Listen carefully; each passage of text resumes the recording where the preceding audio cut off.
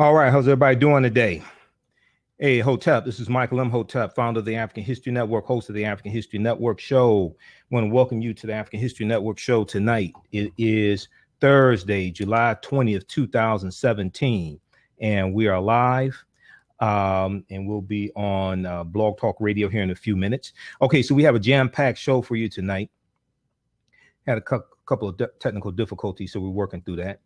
All right, so we're broadcasting on Facebook Live. We're broadcasting our Facebook fan page, The African History Network. We're broadcasting on our YouTube channel also. You can go to our YouTube channel, go to our website, AfricanHistoryNetwork.com, AfricanHistoryNetwork.com, and click on the YouTube banner, okay? And that will you'll be able to watch us on YouTube also. All right. Okay. So on tonight's show, we have three guests for you. We're going to be joined by Dr. Chike Akua, who is an educator, and he is an advocate of homeschooling also. He teaches African history as well. And I see him each year at the Liberated Minds Black Homeschooling Education Expo in Atlanta. All right. So I just saw him. I was just at the conference this past weekend in Atlanta, and I saw him there, and he told me about some things that he has going on. So I said, hey, we want to get you on the show. All right. So we are going to be broadcasting on Blog Talk Radio. All right. And you could call in and listen by phone, 914-338-1375, 914-338-1375. Is the call-in number if you have a question or comment, but you can listen there also. You can watch us on our Facebook fan page, The African History Network, The African History Network. You can watch us there, okay? And also on our YouTube channel as well, all right? And we're going to get Blog Talk up here in just a minute. So we're going to have Dr. Chike Akua on in the first hour. He's going to talk about critical thinking to reclaim African consciousness. Critical thinking to reclaim African consciousness. We've had him here on the show before. Also, we're going to be joined in our second hour by one of my teachers, Professor Kaba Kamene, formerly known as Booker T. Coleman. You've seen him in the Hidden Colors documentaries, Professor Kaba. He's going to talk about a 6-week class that he teaches called A History of West Africa, Ancient to 1492. A History of West Africa, Ancient to 1492. Don't want to miss that. And I was talking to him yesterday, man, and we were talking about the Moors and everything. I said, well, look, brother, I said, what are you doing tomorrow night from 9 p.m. to 10 p.m. Eastern Standard Time? I said, man, I got to get you on the show to talk about this, okay? So we have him on the show tonight in the second hour. And then in our third hour, we're going to be joined by another dynamic brother and historian from the Detroit area, Jamon Jordan. Now, Jamon is the local president of the Detroit chapter of ASALA. ASALA stands for Association for the Study of African American Life and History. Association for the Study of African American Life and History. Okay. And this is the organization that Dr. Carter G. Woodson co-founded in 1915, okay? And we know Dr. Carter G. Woodson also created in 1926 Negro History Week, which later became Black History Month in 1976, and now is African American History Month, okay? So Jamon is going to talk about the 50th anniversary of the 1967 rebellion in Detroit. Okay, so we're live on Blog Talk Radio also. Hey, welcome to the African History Network show. I'm your host, Brother Michael Imhotep. Today is Thursday, July 20th, 2017, and we are live. We're broadcasting on our Facebook fan page, The African History Network, The African History Network. So you can not just hear us, you can see us as well. If you want to join us there, you can listen at Blog Talk Radio. Go to blogtalkradio.com/The African History Network show. blogtalkradio.com/The African History Network show. Also, you can go to just call in, listen by phone, 914-338-1375, 338-1375. So we have Brother Chike Akua on. We have in the second hour Professor Kaba Kamene from the Hidden Colors documentaries, dealing with West African history, ancient to 1492. Third hour, Jamon Jordan. Okay, we'll go to you in just a minute, Chike. Just give me a second here. On the African History Network show, we focus on educating, empowering, and inspiring people of African descent throughout the diaspora and around the world, because right knowledge corrects wrong behavior. What you do for yourself, what you do to yourself, and what you allow other people to do to you is based upon what you think about yourself. What you think about yourself is based upon what you have been taught about yourself. What you've been taught about yourself is based upon everything you've read, heard, and seen about yourself. Okay.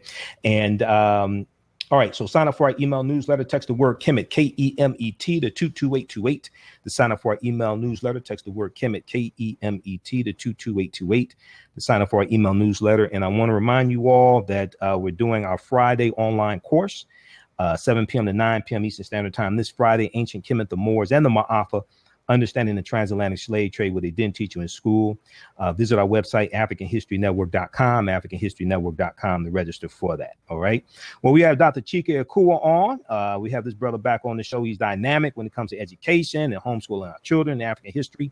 Now, Dr. Chike Akua is one of the most sought after speakers at colleges, universities, educational conferences, and urban schools nationally. Ebony Magazine named him one of its 50 leaders of tomorrow, a distinction he is living up to today. He has transformed the lives of tens of thousands of people through his riveting and revealing presentations and books. His latest release, Honoring Our Ancestral Obligations, 7 Steps to Black Student Success. Honoring Our Ancestral Obligations, 7 Steps to Black Student Success, is fast becoming a favorite on high school and college campuses nationally. And Dr. Chike Akua has written 10 books, produced a series of 10 African origins historical DVDs, and 30 Black history posters as well.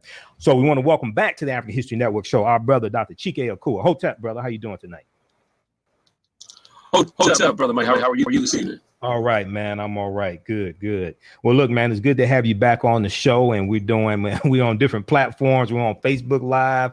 We're on YouTube. We're on BlogTalkRadio and Crowdcast right now. So it's good to have you, man. I see you with the bookshelves in the back, man, looking like the University of San Corre in Timbuktu.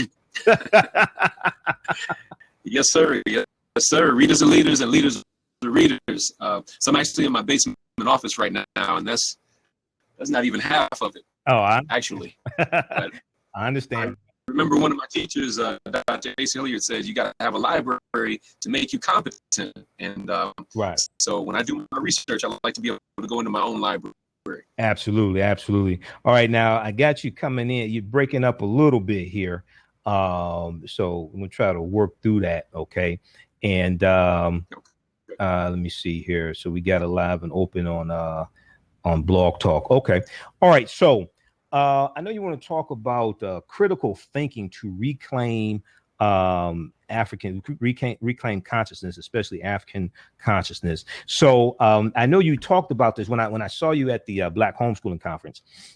I know we talked about this, and we were on a panel discussion for the film Black Friday as well. And Dr. Chike Akua, we're both in the film Black Friday, What Legacy Will You Leave? And the new film that's coming out October 13th, 2017. When I was in Atlanta, I filmed my portion for Black Friday Part 2, The African Global Legacy.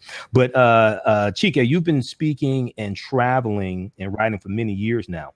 Now, how well are audiences responding to your message? Because you have some of our people that don't want to hear anything about African history, African culture, things like this. So how are people responding to your message? Brother, I got to tell you, they're responding tremendously. What I'm finding is that our people are hungry for this knowledge. Okay. And I'm finding that there are many more that are hungering for this knowledge than those that are not. And it's very interesting because what I found is that whether you're talking about young people or adults, especially the young people. Like, for example, I was at Pensacola State College a couple of weeks ago delivering a presentation. Okay. And after the presentation, some of the students took me out to eat, and they asked me questions for almost 2 hours with a pen and pad in hand, hanging on every word because they want to know. Right. And I've experienced this a number of different places as well, amongst adults well as young people. And so when you bring them the information, like what you're doing, with the African History Network show and what's being done with Black Friday and different things of that nature, when you bring it to them in a way that they can receive it, they want to know and they're receptive to it. So don't let anybody tell you that our people are not interested in this. They're in a highly awakened state. It's kind of like, when you're asleep and you hear a loud noise or a sound or something that wakes you up. Right. And I think that's where our people are right now. But as I tell my sons, in the morning, if I have to wake them up, I say it's time to wake up, it's time to sit up, time to stand up, time to clean up, so you can go to work for your people. So waking up or being woke, as people say today, is not enough. We got to sit up, we got to stand up, we got to clean up, and then we got to go to work for our people. Right, exactly. Now, Chike, let me ask you a question, man. The phone is breaking up a little bit. Are you on a cell phone? Just curious. I am on the cell phone. Okay, but I can. Let me see if I can move it a little bit. Okay. To get a better reception. If not, I'll help you hang up the cell phone and just dial back in. See if we get a better connection. Okay, so that's excellent. And the reason why can you hear me a little better now? We'll try that for a couple minutes, see how that is. That's really good because a lot of times, I do radio here in Detroit. I do local radio here in Detroit, 9:10 a.m. the Superstation. I've been doing radio here in Detroit a year and a half, and on this particular radio station. But I did national radio for a few years, the Empowerment Radio Network, guest hosted for Roland Martin on his national radio show that he had till he just ended it December 30th, 2016. And I talk to people across the country, and you have some people who say our children don't want to learn their history. They don't want to learn anything like that. And my thing is, no, they want to learn. Maybe they don't want to learn from you, but they want to learn. Okay. Because when I go speak, when I go speak to children, they're interested, and you'll see stories. I mean, if you read like the blackhomeschool.com or you read blackeducation.com, I mean, you read stories about our children doing fantastic things. We just saw 10-year-old Kennedy, who's a dynamo at the Black Homeschooling Conference. She's in the Black Friday documentary. So a lot of our children want to learn this information, I think, but a lot of times either the adults don't know how to teach it or don't know it themselves, or they may not want to learn from that particular adult. So what has, I know you speak to teachers also. You go do professional development, things like this for teachers, right? When you deal with African history, going to speak to teachers, what are some of the responses you get from these teachers as to how receptive the children will be to the information you're teaching the teachers? The response from the teachers, like the students, is oftentimes tremendous. Mm-hmm. Am I coming through okay? Why don't you do this? Hang up the phone and just call right back in, and we're gonna try to plug you in and see if that makes it. Gotcha. Okay, just hang up the phone, call right back in. Okay, stay connected on Crowdcast. Just hang up the phone. Okay, we're gonna have Chike call back in. If you're looking for resources for your children, right? The blackhomeschool.com is a really good one. They have a lot of good articles there dealing with homeschooling African American children. Good articles dealing with education. When Chike comes back, we're gonna get his website address. We know he has a lot of good information there. At his website also. You can order his books, you can order his DVDs. And we're going to broadcast here on Periscope for a few minutes. Okay. Now, if you have a question or comment, give us a call, 914-338-1375. I got to flip this around. 914-338. I don't hear anything on this phone. Okay. What'd you say, Chike? Let it. Okay. What'd you say? Let it. Okay. All right. So we'll let him get situated with that. Okay. So how it says the line is in use or no line? 914-338-1375. Chike, you got that number?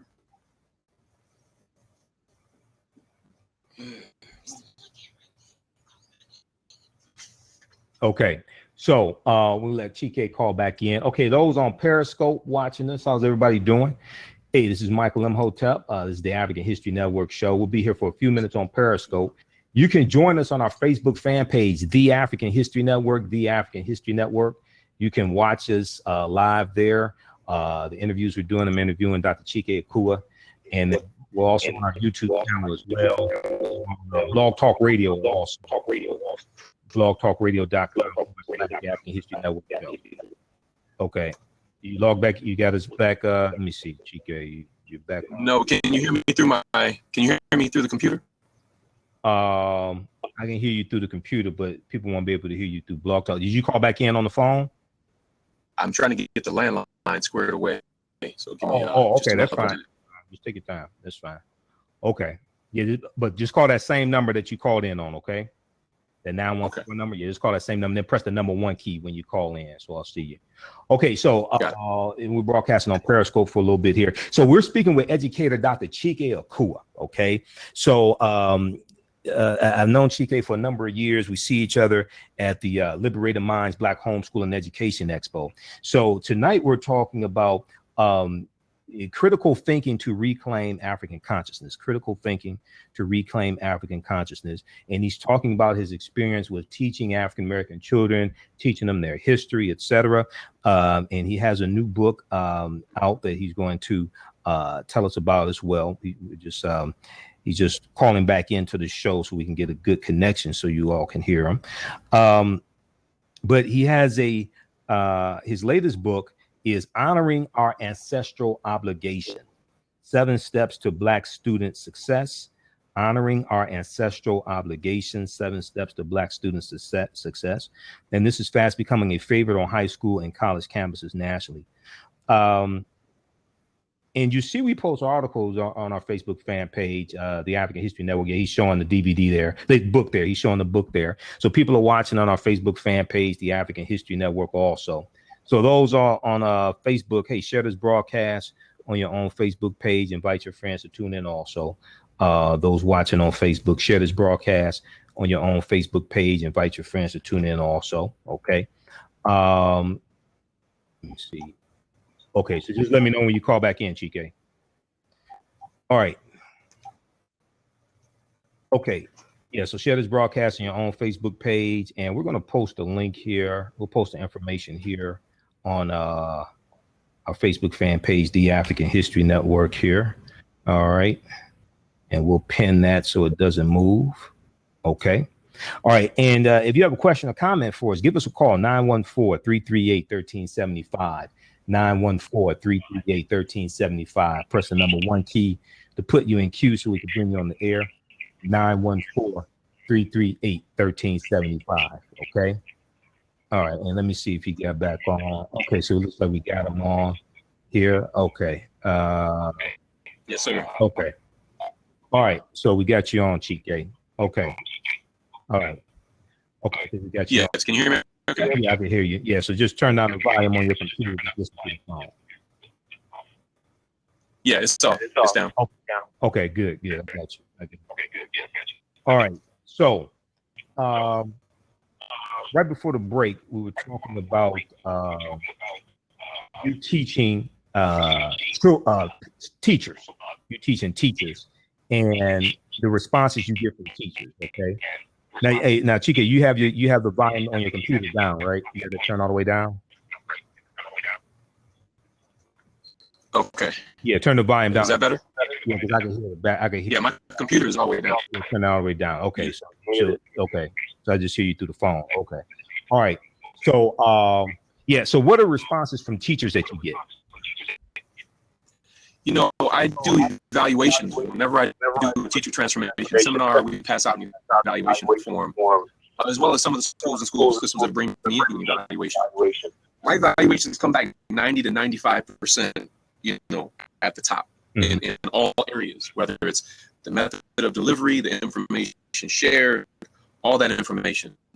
And I train Black teachers, but I train a wide variety, a diverse group of teachers all over the country.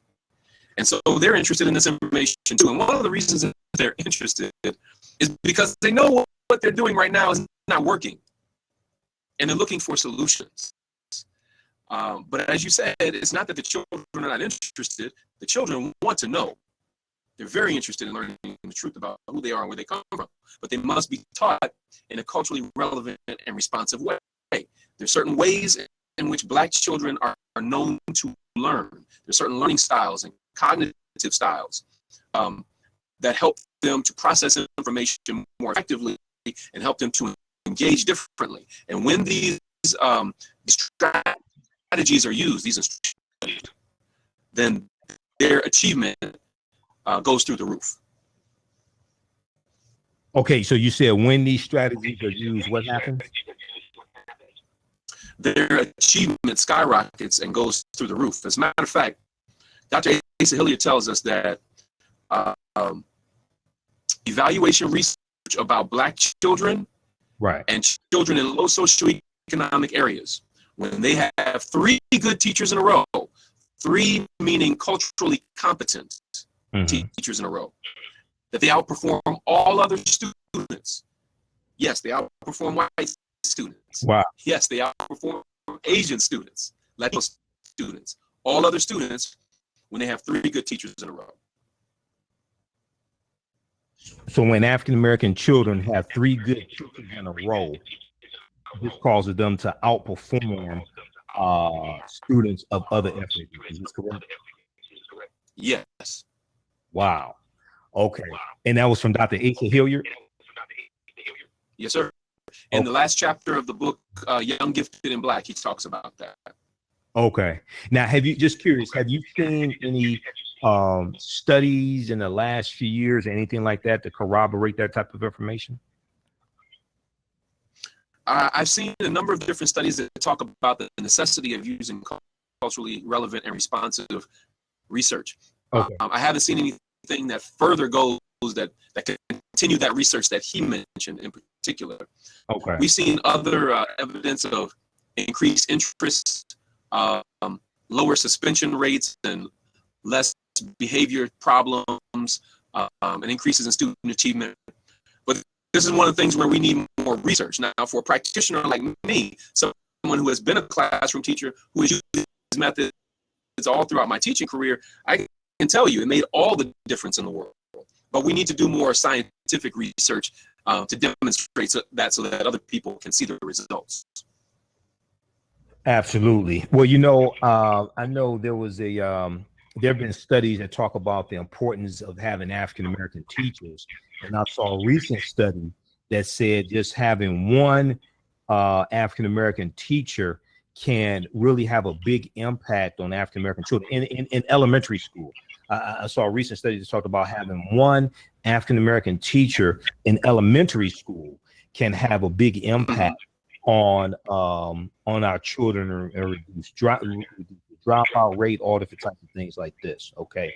All right. So I know I talked to you before, and you were talking about how sometimes when you go and speak to teachers, you're talking to some white teachers, and they are you get pushback from them about teaching African history. Talk about that for a minute, please. Well, I must say I haven't gotten that pushback directly when I'm presenting, but I do know of a recent incident that where after I had done professional development, an assistant principal tried to follow up with the teachers with what they learned and trying to get them to implement these things. And they had purchased some of our materials that talked about reconnecting our children to their cultural roots in the Nile Valley of East Africa, as well as West Africa and so forth. And some of the non-Black teachers said that the information that we left with them about the greatness of ancient Kemet and these different things, they said it was false information. Now, mind you, anytime I state anything, I'm like you, brother. I lay out all of my documentation so that you can tell exactly where I get my information from. But there's something about the white supremacist ideology and mindset that won't allow some people to see the truth, even when it's laid out in front of them. Okay, so you had some teachers saying that the information that you left them doing ancient Kemet, et cetera, was false. Okay, what did they base that upon? What evidence were they citing to state that the information that you left them was false? Yeah, and I can't tell you that because I wish they had raised that question while I was there.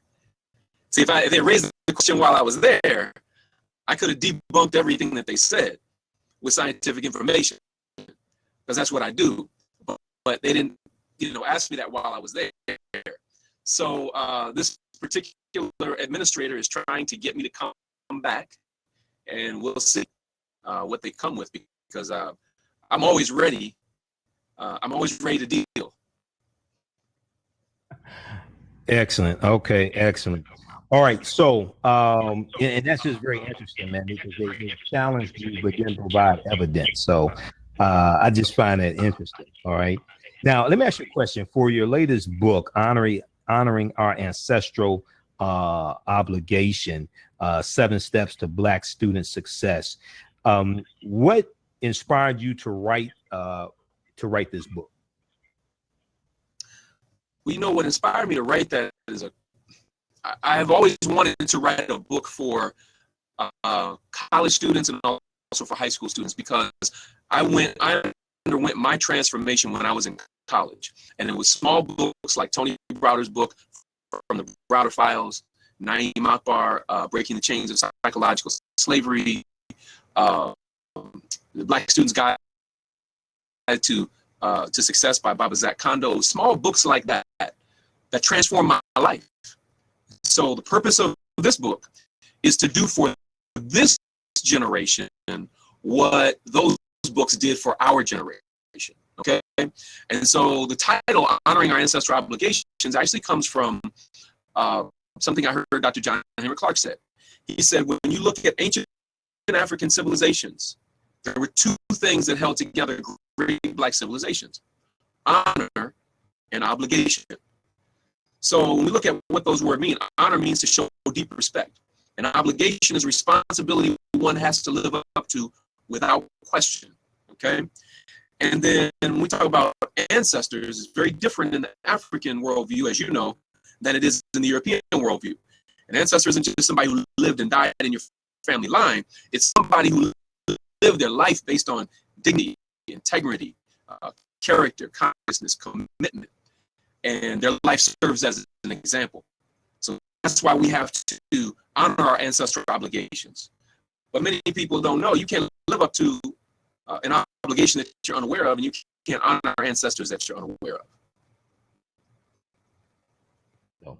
All right. So, yeah, and you're right about that, man, because in this society, we have loose standards on what an ancestor is. In this society, it's just an ancestor is based upon reaching a particular age milestone. Well, that's not the case in traditional African society.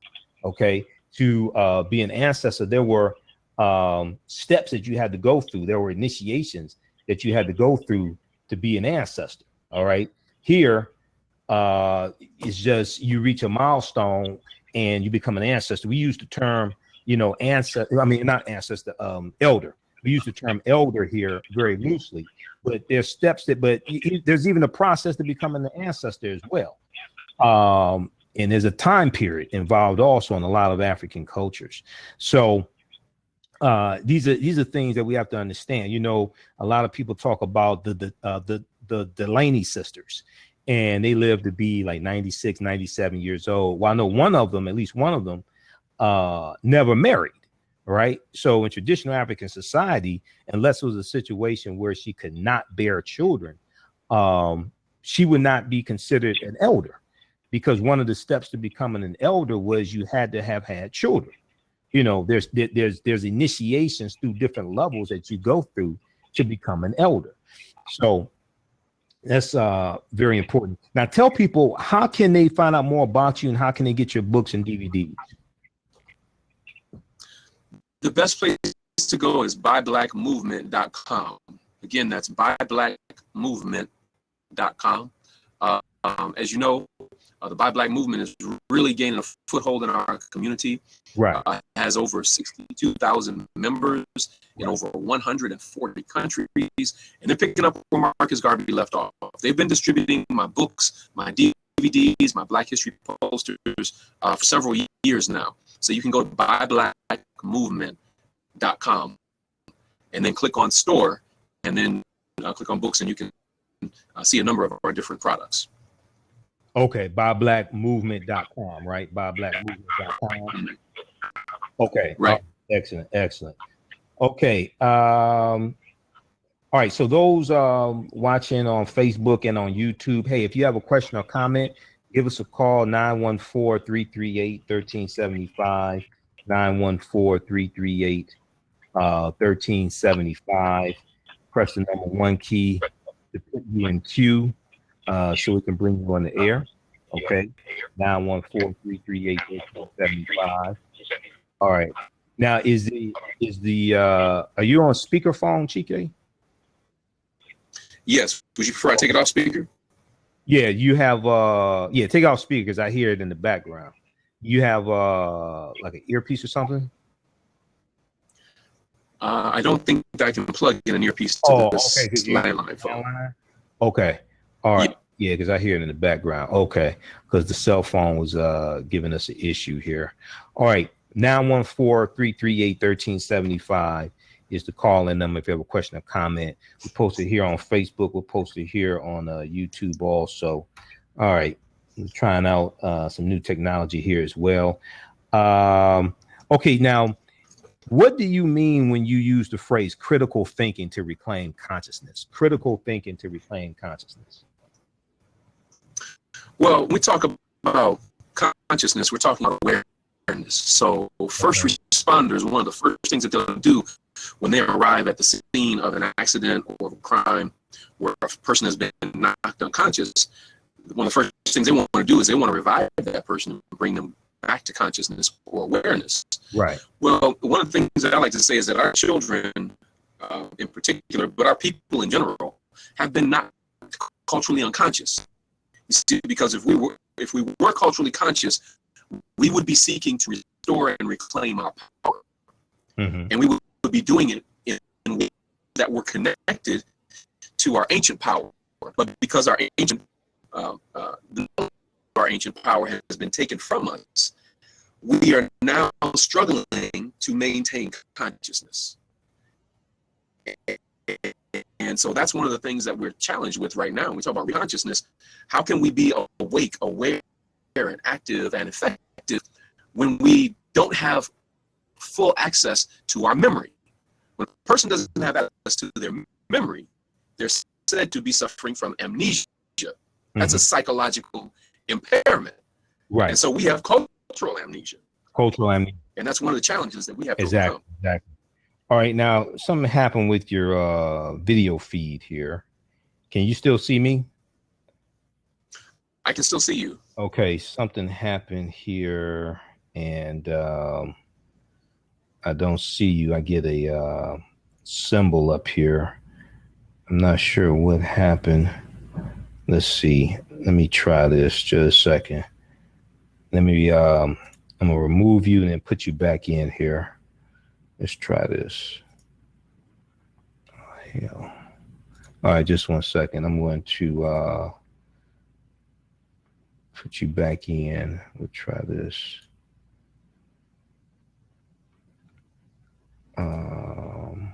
Okay. Try to reconnect you. All right. Once again, everybody, if you have a question or comment, give us a call, 914-338-1375, 914-338-1375. Press the number 1 key to put you in queue. Okay, so we've got you back on the video, Chike. All right. 914-338-1375 is the call-in number. If you have a question or comment, and press the number 1 key to put you in queue so it could bring you on the air. All right. Okay, so this thing is hard to understand. Should be, and what we're going to do, we're going to post this. I'm going to take the video. I'm going to take the audio of this and upload it to our Blog Talk channel also after the show's over, so you'll be able to hear this interview as well. Okay. All right. So let's see. Looks like we have a caller here. Okay, caller in the 919 area code. Do you have a question or comment, or just listen to the show? I have a question. Okay, tell us your name, where you're calling from. Tell us your first name, where you're calling from, if you don't mind.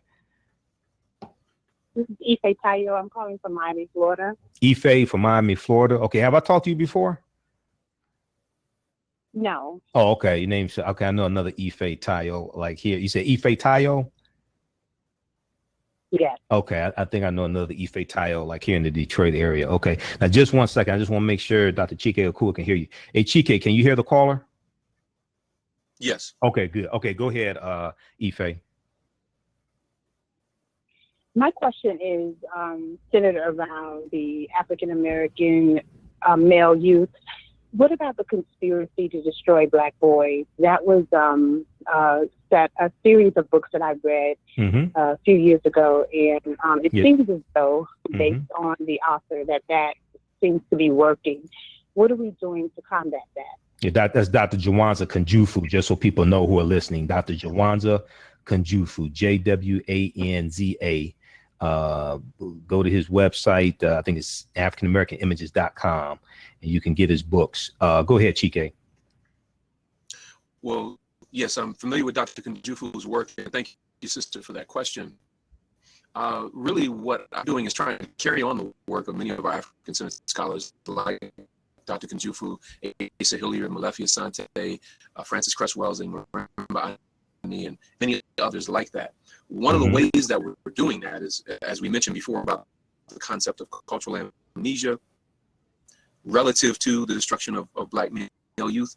If a person is knocked unconscious, if they have amnesia, one of the first things that you might want to do is begin to show them pictures of themselves and their family to awaken their consciousness and restore their memory.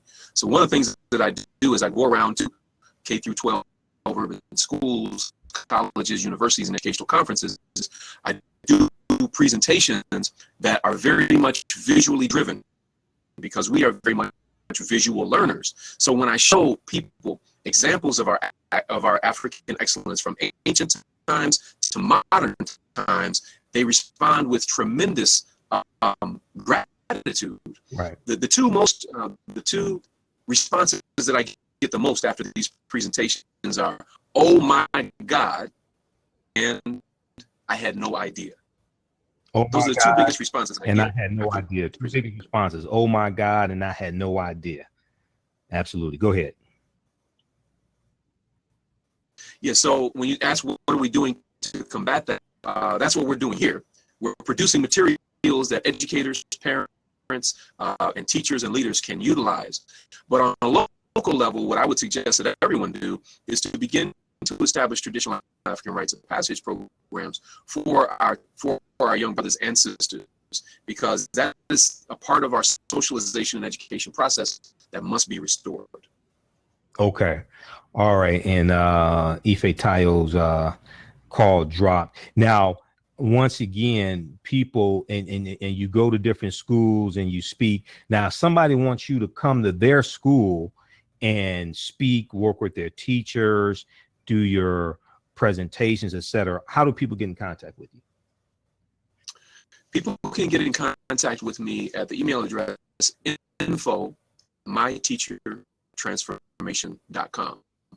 I know it's kind of long, but it'll be worth it. info at myteachertransformation.com. Okay. So the website that we use for K through 12 schools is myteachertransformation.com. Okay, so his email address is info at myteachertransformation.com. info at myteachertransformation.com. All right, and we know we're having some technical difficulties with the audio, so we're trying to work through this here. And his website is myteachertransformation.com, myteachertransformation.com. And his other website is successquestforstudents.com, successquestforstudents.com. Now explain the difference between the two websites. Okay, myteachertransformation.com is for those teachers and leaders that want to access me for K through 12 schools. Okay. For the work that I do providing professional development to teachers and leaders in those schools. Okay. Successquestforstudents.com is geared toward more towards those adults who plan programming for young people. Mm-hmm. So they might have community centers, they may be putting on youth summits and things of that nature. Right. Or even college programs. And they can access me through that website. Okay. Okay, excellent, excellent. All right, now, how long has your book been out? Your new book, how long has that been out? Honoring Our Ancestral Obligations first came out in 2015. We revised it and re-released it this year with a new introduction by your next guest, Professor Kaba Kamene. Okay. And so it's receiving rave reviews. Right. It's being used in a number of different youth programs on college campuses as well as high schools, Upward Bound. And one of the reasons people like it is because it's so easy to read. It has a lot of African proverbs, pictures, illustrations, and deals with hard-hitting issues that all of our young people are dealing with, whether we're talking about relationship revolution and restoring families, whether we're talking about health and wellness restoration, whether we're talking about career readiness, things of that nature, education for liberation, economic mobilization, deals with all of those different issues and much, much more. Okay, excellent, excellent. So in the few remaining minutes we have left here, because we're going to have Brother Kaba coming on in the second hour. What is an action we can take to demonstrate our consciousness right now? You know, a lot of people talk about consciousness, and some people talk about a conscious community, things like this. You know, one thing I find interesting, and you may be able to attest to this, oftentimes you'll see the conscious community, so-called conscious community, having events in a black church because the conscious community doesn't own a building, but the black church does. So, well, what is an action we can take to demonstrate our consciousness right now? In light of what you said, they can go on to Buy Black Movement and become a monthly supporter, because that is one of the things that's going to help us to raise capital and consciousness. Capital meaning the money, right. Consciousness, mentality. And when you go on to BuyBlackMovement.com and you become an official supporter, that means for as little as $30, you can have quality Black-made products shipped to your door every single month. This is not new money you have to spend. Right. This is spending money on things that you already buy, like laundry detergent, soap, shea butter, books, DVDs, posters. So there's a number of different ways. So that's the first thing that I would suggest. Okay. Because the Black Movement has a powerful and proven system. Give us the website again. BuyBlackMovement.com. Okay, BuyBlackMovement.com, BuyBlackMovement.com. That's Brother Delzino Debriano Wilson and his wife Deborah Wilson. They're also in the documentary Black Friday, What Legacy Will You Leave? And I've had Debriano here on the show before. We're going to have him back on again very soon. Go ahead, Chike. Yeah. So one of the reasons why I recommend that is because it's a powerful, proven system. They have produced over 100,000 sales of Black-made products to Black people. Right. So everybody that talks about buying Black doesn't necessarily have a system that they can put you into. In addition to having a powerful, improvement system, it has global scale. I mean, they can reach people globally through everything that they do, through the distribution of Black products. So that's why I suggest to people that you become an official supporter in the Buy Black movement.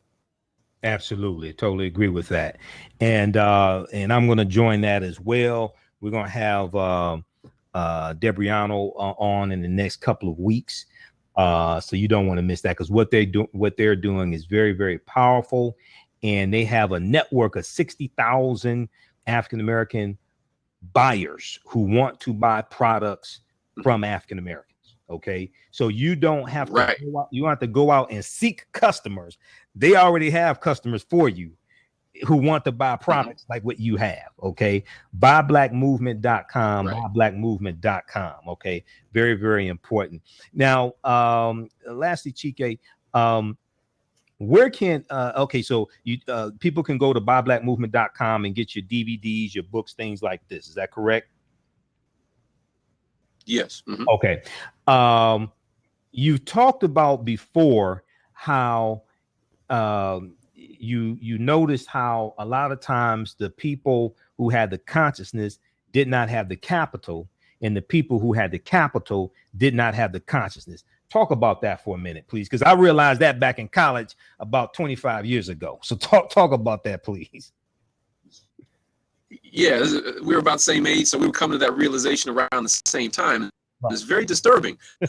But what's equally disturbing is that as I was growing in consciousness, somehow I got the notion that I wasn't supposed to have capital. Yes. That somehow if I made a lot of money or began to prosper, that somehow I was a sellout or something. And that is just so absolutely false and erroneous. And we have to raise both capital and consciousness. And it's not one or the other. Yeah, let me just repeat that so people on Facebook and YouTube, and maybe this audio is a little distorted. So what he said was, he realized that the people, oftentimes in the so-called conscious community, people get caught up in this spiritual system, that spiritual system, what have you. They get real super conscious, metaphysical, and spiritual. And some of them think that we're not supposed to have wealth. There's something wrong with having wealth. Okay. And no, you were not put on this earth to be poor. And to take it a step further, Chike, I'm quite blunt. I tell people, if your religion or spiritual system teaches you that you're supposed to be poor, you may want to get yourself a new spiritual system or religion, because what better way for white supremacy to keep you from fighting for scarce wealth, power, and resources than to convince you that you're supposed to be poor. And this was our land stolen from us. African people were the first people here in this land we call the United States of America. We've been here at least 51,700 years. We were here before Native Americans came into existence. And if you read the book, The First Americans Were Africans, Documented Evidence by Dr. David Imhotep, he provides you overwhelming evidence of this. So, what better way for white supremacy to convince you that you are not supposed to have wealth than to put these messages out there for you? And that's a better way to keep you controlled. So this is something I think is very, very important. We have to have a synthesis between the consciousness and economic empowerment as well as political empowerment. Go ahead with your closing thoughts. Well, I was just gonna say, and so don't be surprised, when you see me living well, when you see me driving well, when you see me dressing well, when you see me eating well, I make no apologies for that. At the same time, it's important that we place all things in proper order and context so that we're not overdoing exactly. I have a sound system in the car none of that's necessary. The rims. What we are saying is it's okay to do well. It's okay to have a nice home, have a nice car, and to dress well. And we, our ancestors struggled so that we wouldn't have to have the same struggles that they do. But let's be very clear. If we're going to advance ourselves as a people, we must have capital. Absolutely. And we must have the consciousness together so that we'll know what to do with it. Absolutely. You have to have capital. You have to have consciousness. You have to have resources. If you have $10,000 rims and you living at home with your mama, or living in a basement up in an attic, sleeping on a couch, something's wrong with that. History and culture gives us our foundation, gives us our VIPs, our values, our interests, and our principles, and it influences our economic empowerment and political empowerment. So, well, look, brother, it's good to have you back on. We're going to have you back on again very soon. So this is Dr. Chike Akua. Visit his website. Give people your website again. MyTeacherTransformation.com. Again, that's MyTeacherTransformation.com. You can click on books by Akua, or you can click on posters and see some of our different materials. Okay, MyTeacherTransformation.com. MyTeacherTransformation.com. And sorry for the audio problems, everybody. Thanks for hanging in there with us. Stay tuned. We'll be back in a few minutes. We'll be back with Professor Kaba Kamene one of my teachers, formerly known as Booker T. Coleman. You've seen him in the Hidden Colors documentaries. He's also in the Black Friday documentaries with Chike Akua and myself. You see me wearing the Black Friday shirt. What legacy will you leave? Professor Kaba Kamene is going to talk about. He also wrote the foreword to my new book. Oh yeah, he wrote the foreword to Chike's new book also. Professor Kaba is going to talk about history of West Africa, ancient to 1492. A history of West Africa, ancient to 1492. We'll talk about the Moors. We'll talk about ancient Kemet. We'll talk about civilizations you haven't heard about, probably like Dartichet. We'll talk about ancient civilizations in West Africa. You don't want to miss that. Okay, Chika, take care, brother. Have a good night, okay? All right. Peace, all right, brother. Peace. Hotep. All right, stand by, everybody. Hey, I want to let you know, visit our website, AfricanHistoryNetwork.com, AfricanHistoryNetwork.com. We have a lot of information there for you. Those watching on Facebook, share this broadcast on your Facebook page. Invite your friends to tune in. We have the Black Friday documentaries at our website. You can order them now. We have the Black Friday documentaries, Black Friday, What Legacy Will You Leave? This deals with strategies to recycle our $1.3 trillion economy and leave intergenerational wealth for our families. You have Dr. Claude Anderson in here. You have Dr. Chike Akua, Dr. Umar Johnson, Dr. George Frazier, hip-hop artist David Banner, Hill Harper, myself, Michael Imhotep. You have Dave Anderson, founder of the Empowerment Radio Network, Tony Browder in here as well. You got a lot of people in this documentary. We have that at our website, AfricanHistoryNetwork.com, AfricanHistoryNetwork.com. Also, we have Elementary Genocide 1 and 2. Elementary Genocide 1 and 2 from director Raheem Shabazz. We have a bundle pack for these DVDs also. You get a big discount. These documentaries deal with the school to prison pipeline, fighting against the school to prison pipeline. They deal with education for our children also. And you have Dr. Umar Johnson, Dr. Boyce Watkins, hip hop artist Killer Mike. You have Dr. Steve Perry, just to name a few of the people in these documentaries. I am in Elementary Genocide Part 3, which comes out August 22nd. From director Raheem Shabazz. So look out for that. Professor Kaba Kamene is in there. Professor James Small, two of my teachers. You have Scheherazade Ali. So look out for that as well. Okay. Remember, on Fridays, I teach an online course, Ancient Kemet, the Moors, and the Ma'afa, Understanding the Transatlantic Slave Trade, what they didn't teach you in school. Ancient Kemet, the Moors, and the Ma'afa, Understanding the Transatlantic Slave Trade, what they didn't teach you in school. Okay. This is a 12-hour, 6-week online course. As soon as you register, you can watch the first 4 sessions. All the sessions are recorded. Okay, all the sessions are recorded. You can go back and watch it over and over again. And we also have about 12 hours of bonus content. We deal with thousands of years of history. We deal with the Moors. We deal with ancient Kemet. We do a lot of information. We just posted a link here on our Facebook fan page, The African History Network, The African History Network, right here on the thread of the broadcast. Okay, Herman, hey, thanks for posting that website address, buyblackmovement.com. Herman is right on it. Thanks, Herman. But register for this online course. The course is only $40. You're going to learn a ton of information. We deal with thousands of years of history. And you can also go to our website, AfricanHistoryNetwork.com, AfricanHistoryNetwork.com, and register there as well. Okay. All right. So we'll be back in a few minutes. You listen to the African History Network show right here on the Blog Talk Radio Network, and we're on Facebook, and we're on YouTube also. Okay. This past, let's see, with July 16th, Sunday, July 16th, I was at the Liberated Minds Black Homeschool and Education Expo in Atlanta. I was the last speaker of the last day. My presentation was on African American resistance in the era of Donald Trump, voter suppression, reparations, and how elections have consequences. This full DVD presentation is available right now at our website, AfricanHistoryNetwork.com, AfricanHistoryNetwork.com. It's going to blow you away because people were blown away by the information I was dropping on them.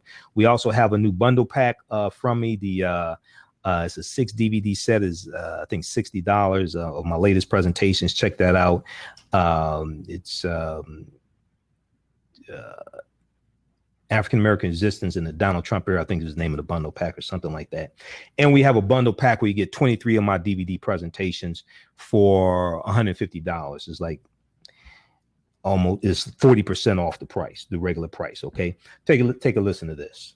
DVD in the back and our table, along with a lot of my presentations as well. So the name of the information about listening to the shows around. Who would have thought when we were here last year we would be dealing with this fool Donald Trump's president? Who would have thought that? All right, so a lot going on, a lot changing our lives. I'm a new dad, I got a 4-month-old daughter, so a lot of things changing as well, right? Okay, now anytime I do a presentation, I normally say some things people never heard before, I may say some things people disagree with, I may say some things people don't like. Not the first time, definitely won't be the last time. So I usually have people put their fingers together to form a circle. I usually say something like this: the space inside this circle represents my realm of knowledge. Everything that I think I know about whatever I think I know is represented within the circumference of the circle. I must keep in mind that there's still things to know that exist outside the circumference of my own awareness. So the reason why I say that is because oftentimes when we hear something that contradicts what we've been taught, what we believe, and what we think we know, we automatically reject it without doing any research to determine the validity of the new information that we're learning. And at the same time, we usually don't use that same level of scrutiny to analyze, critique, or reevaluate what it is we believe and what we think we know. Okay? So just because you know everything that you know about what you know does not mean you know everything there is to know about what you know. There's still things that exist outside the circumference of your own awareness. Everybody understand that? All right, good. Let's continue. Okay, so these are the 5 main points I'm going to deal with in this presentation. 5 main points I'm going to deal with in this presentation. Number 1, we'll deal with Richard Nixon and Donald Trump and how history is repeating itself. Richard Nixon and Donald Trump. Can you hold down the noise, please? You hold down the noise on both sides, please. Richard Nixon and Donald Trump and how history is repeating itself. Because they're parallels in how Richard Nixon became president and the conditions that Richard Nixon became president in 1968 and Donald Trump becoming president in 2016, and they're parallel in the fall of Richard Nixon as well. And Donald Trump is repeating that path to resigning as well. Number 2, we'll deal with rebellions that took place in 1967. Okay, all across this country. 1967 was known as the Long Hot Summer because there were rebellions. African Americans were rebelling all across the country, which led to the Kerner Commission. It led to President Johnson convening the Kerner Commission. Number 3, we'll deal with why was there rampant voter suppression in the 2016 election cycle. We saw unprecedented voter suppression, more so than we've seen in the past few years. And it suppressed the African American vote by 7 points, which made a huge difference because Donald Trump won the 3 battleground states of Michigan, Wisconsin, and Pennsylvania by only 78,000 votes. He won Michigan, Wisconsin, and Pennsylvania by 78,000 votes, which put him over the top. Okay, and there was rampant voter suppression that took place. Number 4, we're dealing with Attorney General Jeff Sessions, Jefferson Beauregard Sessions III, white supremacist segregationist from Alabama. Okay, who in 1986 was deemed too racist to be a federal judge. And Coretta Scott King wrote an 8 or 9 page letter to the commission that was doing this confirmation, saying that if he became a federal judge, he would dismantle Dr. King's legacy. Okay, but now he's the Attorney General. So we're doing AG Jeff Sessions because he just redeclared the war on drugs, May 12, 2017. How many people paid attention to that? He just redeclared the war on drugs. It was declining under President Obama. There were a lot of policies that President Obama put in place that many of us don't even know about, and they are being steadily reversed right now under Donald Trump, the first Russian president of the United States of America. All right, number 5, we'll do reparations in the Black Freedmen Indian Treaties of 1866, because one of the themes this year at the African Liberation Day in Detroit was reparations. But the way a lot of us are going about it is going to take too long. All of us will be dead by the time that happens. Okay? So we're talking about the Black Freedmen Indian Treaties of 1866, because this is law on the books right now being enforced for the Choctaw, Chickasaw, Creek, Cherokee, and Seminole Indians. And many of our ancestors were in those treaties, but they got pushed out of it illegally in 1941. Okay, so very quickly here. All right, so we have Richard Nixon and Donald Trump. And history is repeating itself here, okay? All right, now, if we look at conditions that led to Richard Nixon becoming president, we're going to see that there are parallels with Donald Trump. So in 1960, so Richard Nixon won the presidency in 1968. If we go back to 1967, 1967 was known as the year, was known as the long hot summer, okay? In Newark, you had Newark, New Jersey, Camden, New Jersey, Buffalo, New York, Detroit, Michigan. You had riots all across the country, or rebellions all across the country. In Newark, New Jersey, the violence that tore apart the city in the summer of 1967 goes by a different name among locals. Refer to the unrest as rioting, and they'll quickly correct you. It's rebellion. 6 days of violence in Newark, New Jersey that July left 26 dead, hundreds wounded, and the city ablaze. Okay? In the city ablaze. It was just one of nearly 160 violent uprisings in cities from coast to coast, which led President Lyndon Johnson to appoint a special commission to determine the root of inner city unrest in the 1960s. Most people don't know you had 159 violent uprisings in 1967 in this country. Many of them on a smaller scale, some of them on a large scale. Camden, New Jersey, Detroit, Michigan, Watts. You watch Saturday Sunday, they talk about the Watts riots, right? The Watts rebellion. This took place all across the country. Okay, now, this is going to lead to the National Advisory Commission on Civil Disorders in 1967, commonly known as the current commission. National. All right, we're going to pause it right there. All right, so that was at the Liberated Minds Black Homeschooling Education Expo. Sorry for the kids yelling in the background. I'm going to tell them about that. It's like, look, we're trying to do a presentation, people trying to listen, and the conference, they're recording, I'm recording. So we're going to, we have to change that next time. You can't have that happening. But one of the things I was talking about, and I just talked to Brother Kaba, so he'll be on here in a couple minutes. One of the things I was talking about was parallels between Donald Trump becoming president and Richard Nixon becoming president. Okay. Parallels between Donald Trump becoming president and Richard Nixon becoming president. All right. Okay. So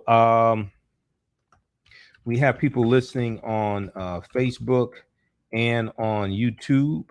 All right. And we're about to bring Professor Kaba on right now. So those on Facebook, share this broadcast on your own Facebook page. Invite your friends to tune in also. Share this broadcast on your own Facebook page. Invite your friends to tune in as well. Okay, so let's bring Professor Kaba Kamene on. Let's see here. All right, Hotep, Brother Kaba, how you doing today? Hotep to my brother Imhotep. I'm doing excellent, brother. All right, excellent, man. Good to have you on once again on the African History Network show. And I know you are out and about, but I talked to you yesterday, and I was telling you I was at the 6th annual Liberated Minds Black Homeschooling Education Expo in Atlanta, and you were telling me about an online. You told me about a class that you teach. You're teaching it in the Newark, New Jersey area, and it's a 6-week course on a history of West Africa, ancient to 1492, a history of West Africa, ancient to 1492. And I said, well, look, man, we have to talk about this on the show. So tell people, give people an overview of what this class is about. Well, the class, my brother Imhotep. Do you hear echo, brother? Yeah, echo. Let me try this. Okay, go ahead and talk. See how that sounds. How's that sound?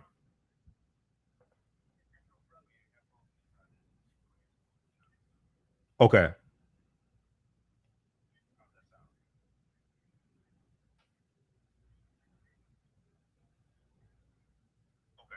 Mm-hmm. Okay. Okay. Okay.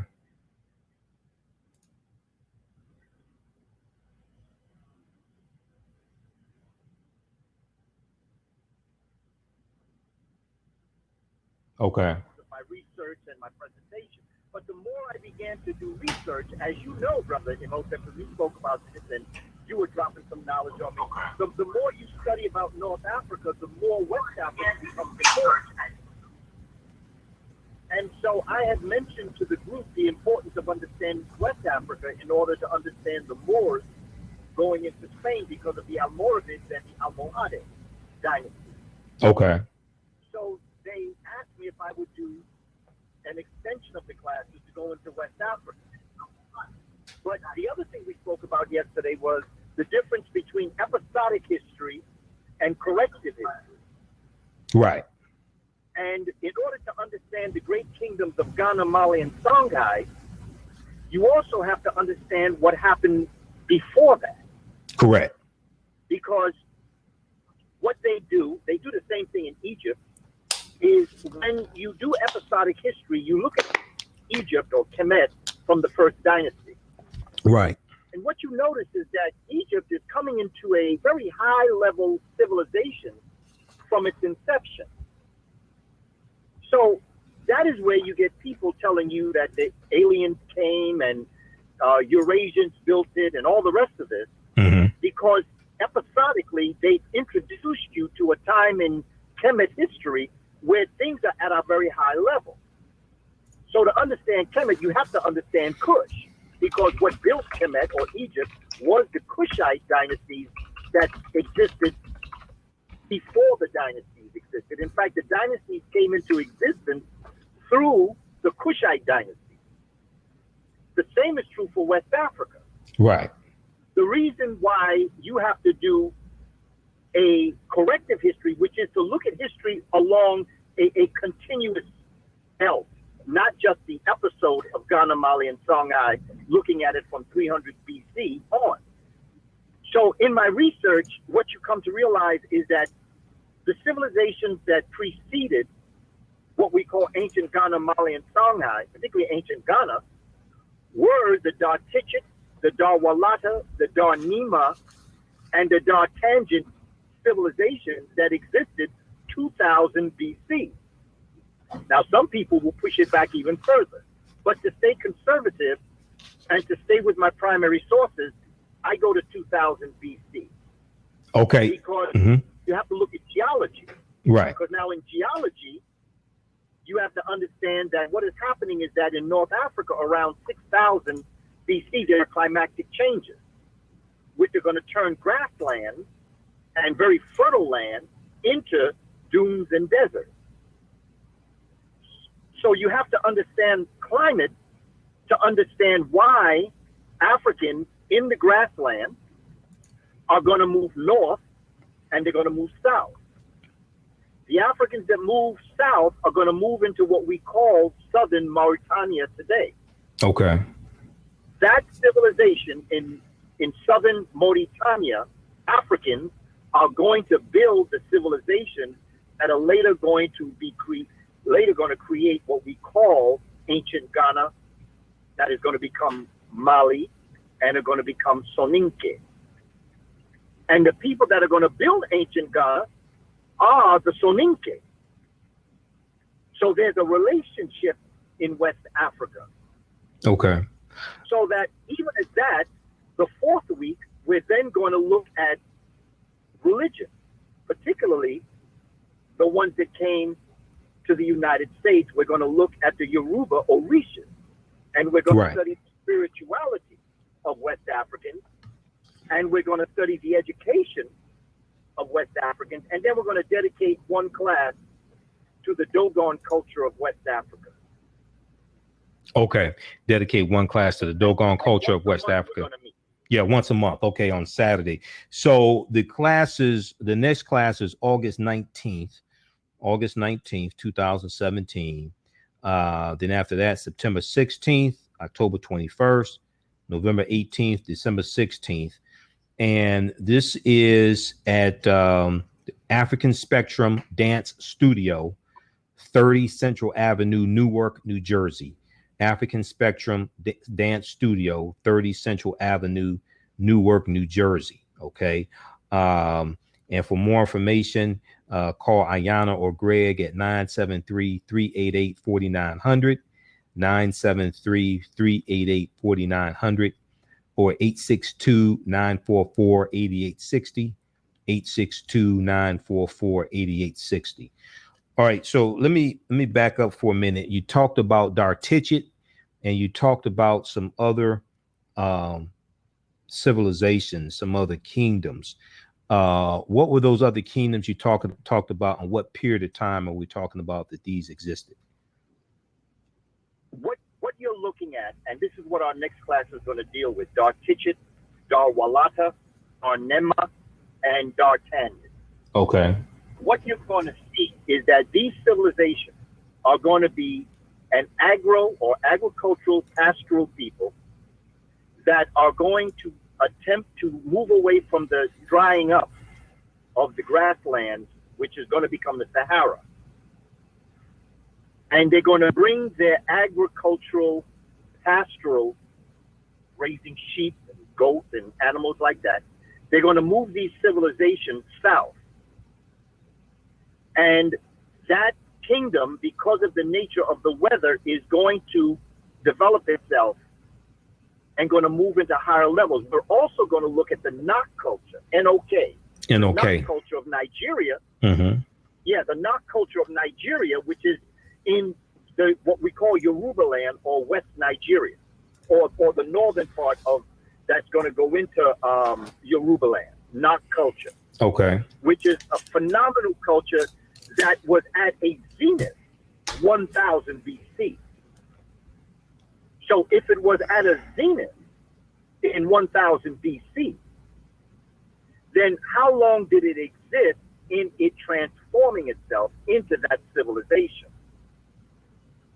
And the way in which they know it is because of its artifacts, like the lost wax system of developing African artifacts such as the Nok culture head. A phenomenal piece of work. It's called lost wax method. And so we're going to be looking at a piece of Africa that is equivalent. The Soninke Empire was larger than Europe, and also it challenged even the size of the United States. You're talking about a vast land that was developed and had a working government. It was a nation state. It had an economic system, a transportation system, a trading and communication system. It had everything that a modern civilization would have. 1000 BC. And you can push the Darwalata back 2000 BC. Some people say even more. Now, what's important about that is that these civilizations are coexisting when the Pyramid Age is existing in Egypt. Right. Okay. So when Dr. Clark used to say all of Africa was great, right, it's important to understand we get caught up with Egypt, which is relevant. Right. But West Africa was as dynamic. Right. Exactly. Okay. So I want you to do this. These different cultures, because we have people listening on YouTube, Blog Talk, and Facebook Live. Okay. So Dartichit, that's Dartichit. How do you spell Dartichit? It's two words. D-A-R. Okay. Dar. And then it's T-I-C-H-E-T-T. Okay. T-I-C-H-E-T-T. Okay. So Dartichit, that was in the area of modern day Nigeria. Is that correct? No. Dartichit is going to be in southern Mauritania. Oh, I'm sorry. Okay. In Nigeria. Okay. Nok is in Nigeria. Dartichit is in southern Mauritania. Okay. Yes, and that's where the ancient Ghana kingdom came from. Okay. So what period of time does Dartichit exist? Well, we know that it is in effect 2000 BC. Okay, so going back to at least 2000 BC, we see Dartichit existing. Yes, I've seen research that pushes it to 4000 BC. Okay, all right. Well, because we want to be careful with what I say. Right, exactly. People will call you out, and I want to be accurate. But even if it was 2000 BC, you are dealing with civilizations that are existing before the Roman Empire. Absolutely. Okay. So it's important that we understand, and it's not that I'm comparing it to Europe. Right. What I'm trying to give folk an understanding of is that African history, North, East, Central, South, go back a long way. The further back you go, the blacker you go. Absolutely. Okay, so we have Dartichit, which was in southern Mauritania. That dates back to at least 2000 BC. Okay, and what I'm doing is I'm posting this on the thread of our Facebook Live broadcast so people can see how this is spelled and things like this also. So what was the next civilization you talked about? Well, concurrently, you have Darwalata. Okay, how do you spell that? Same D-A-R. Now, I've also seen Dar spelled D-H-A-R. Okay. D-A-R. You have Darwalata, D-A-R, then it's W-A-L-A-T-A. Okay, W-A-L-A-T-A. W-A-L-A-T-A. And where was Darwalata? Where was that located? It was in the same general location as Dar-Tichet in southern Mauritania. Okay, in southern Mauritania also. And how far back does this date? Darwalata. Same exact date.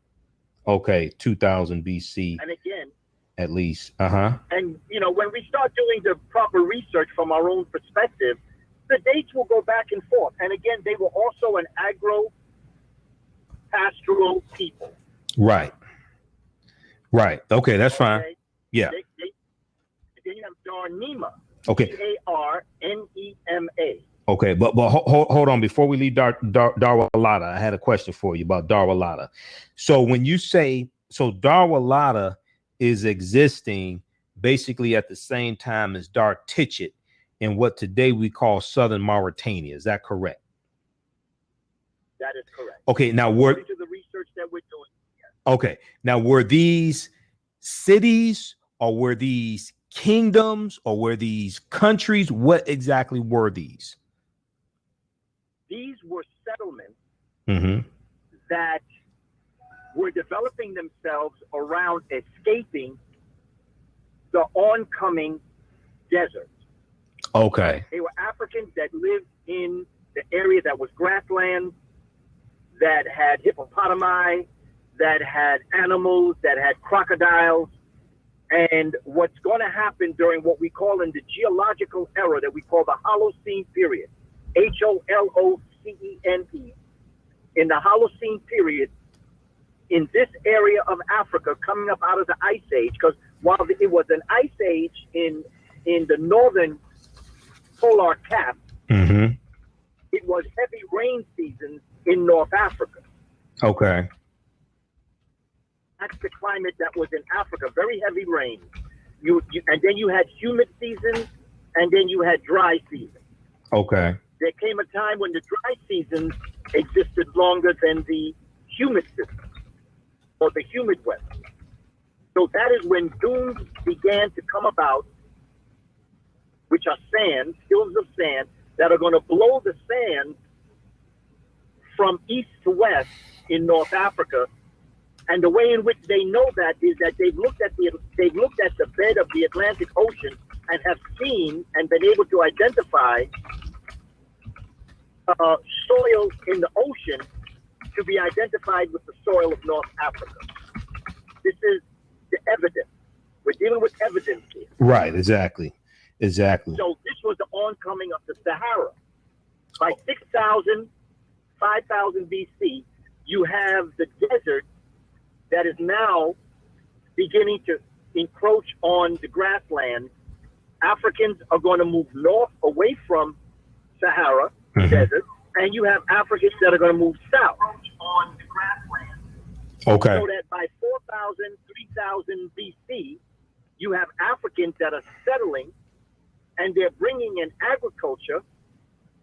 They're going to depend on the millet. They're going to plant millet, which is going to become very important in terms of, in fact, it's called bush millet, in particular, that has a lot of protein and a lot of different things. They're going to grow that. And the more they're going to grow it, the better they're going to eat. The better they're going to eat, the more they're going to develop their civilization. Out of this is going to become the trade. They're going to be trading gold and salt and all sorts of different situations. So the trade is going to happen. Okay. So then you're going to have the caravans. And so Darwalata, Dar-Tichet, Dar-Nima are all going to be over 400 settlements, which could be the beginnings of cities. Over 400 of them, settlements. Okay. It's going to grow. And over time, you're going to have thousands of people coming to this area, perfecting agriculture, perfecting the pastoral life. They're going to continue to develop. They're going to continue to do this work. And then by 300 BC, you're going to have the actual city-state of what we call ancient Ghana. Right. Wagadu. Wagadu was the original name. Wagadu. Okay. How you pronounce it? O-U is pronounced like woo. Okay, Wagadugu. Okay, because it's spelled W-A-G W-A-G-A-D-U, something like that. Okay. And by the way, the king was called the Ghana. Yeah. The king was called just like during the Malinki Empire or the Mali Empire, he was called Mansa. Right, Mansa, like Mansa Musa. Okay, so the king was. So the kingdom became known as the name of the king. Right. So the king was called the Ghana. Is that what you said? Yeah. Yeah. Exactly. Okay. Yeah. Okay. So we have Dartichet, we have Darwalata, and then next is that the Nok culture that's next that you talked about? Well, you also have Darnima, N-E-M-A, and Dartangent, which is T-A-N-G-E-N. I've seen it with a T at the end also, tangent. I've seen it as T-A-G-E-N-T, but basically what we're talking about are individual areas with settlements of people that are going to eventually develop themselves into working nation states, which eventually is going to become Ghana. Ghana is then going to become Mali. Right. Mali is going to become Soninke. Now, in understanding these civilizations, you understand the continuity of African genius, because these are the Africans that are eventually are going to find their way up into Europe, along with the North Africans. Now, when you say find their way, trading. Yeah, when you say find their way up into Europe, are you talking about the Moors going in 711 AD? Or are you talking about before then? Yes. Okay. Well, before then, but particularly from the 711 to 1492 period. Okay, 711 to 1492, right? When the Moors go in. I mean, you have, you have Batika, who is going into Spain 1100 BC. Right. You have Taharqa of the 25th dynasty going into Spain. Mm-hmm. In the 700 BC. 700 BC, you have right. Africans in Europe before the Moors of 710. Right, exactly. Okay. But I'm focused on the Moors of 710 to 1492. Right. Okay, so you said Darnama, and you said Darnima, N-E-M-A. Okay, Darnima, and you said Dartangent, and that's T-A-N. How you spell that? G-E-N-T. Okay, T-A-N-G-E-N-T. Now, what period of time do these cities or civilizations exist? At the same time, all right, 2000 BC. Basically, I'm giving the date 2000 BC. Some people push it back further than that. Okay, all right. So 2000 BC. Now the Nok culture, was this in the same area, like in southern Mauritania? No. Moving into what we today call Benin and Nigeria. Benin and Nigeria, the Nok culture. Okay, what period of time is this for the Nok culture? We see the Nok culture developing high civilized artifacts 1000 BC. Okay. 1000 BC in the area of Benin and Nigeria. Exactly. And for all the reasons with the work of Dr. Cheikh Anta Diop, mm-hmm. in his work, you can connect it with religion. You can connect this with, you can connect Africa, the cultural unity of Africa, through Dr. Diop's work, Civilization or Barbarism, Myth or Reality, his book, The Cultural Unity of Black Africa, the Black Federated State. You can connect these through language. Right. You can connect it through religion. You can connect it through trade. You can connect it, and I'm talking about evidence. Okay. Absolutely. And that's, I'm not talking about facts. I don't deal with facts. Mm-hmm. Because facts can change as we see. Right. Well, right. It's going to work. Right. Well, why wouldn't we deal with facts and evidence and facts as they relate? Because facts can change. Like for instance, it's a Right. fact that yesterday it rained in New York. Right. Well, no, that's true. It didn't rain today. Right. No, well, it was a fact at that time. It was true at that time. Right. So exactly. So when you deal with evidence, it transcends all time and space. Right. It's like archaeological evidence. It's Exactly. it's solid. Right. So this, and you know the brother that dropped this information on me, Dr. David Imhotep. Yeah, I know, because he dropped it on me also. I've interviewed him a number of times. Yep, he dropped it on me also. Yep, exactly. Yeah, he said, go with evidence. Evidence never changes. Absolutely. So that's where I got that idea from. I'm growing with that brother. That brother and I have been in contact, talking, and I mean, he's been dropping some pearls on me. Yes. And as I've begun to realize, this is what we have to go into our classrooms, and this is what we have to start discussing, because we have primary sources. Right. They can't touch this. Right, exactly. Hey, if you're just tuning, okay, stand by just a minute, Brother Kaba. All right, if you're just tuning in, you listen to the African History Network show. We're broadcasting on Blog Talk Radio, on our Blog Talk Radio channel, the African History Network show. We're also broadcasting on our Facebook fan page, the African History Network on Facebook, and on our YouTube channel as well. Okay, so you can listen on one of those platforms. And you can also call in and listen by phone, 914-338-1375, 914-338-1375 is the call-in number if you have a question or comment, or you can just listen there, 914-338-1375. If you have a question or comment, press the number 1 key to put you in queue so we could bring you on the air. All right, press the number 1 key to put you in queue so we could bring you on the air. And when you call in, now we're short on time because I have another guest coming on at the top of the hour. So we're not going to have time for dissertations and manifestos. OK, we need you to go ahead and ask your question so we can get an answer from Professor Kaba Kamene. And then also I want to remind you Friday, 7 p.m. to 9 p.m. Eastern Standard Time. I teach my online course, Ancient Kemet, the Moors, and the Ma'afa, Understanding the Transatlantic Slave Trade, what they didn't teach you in school.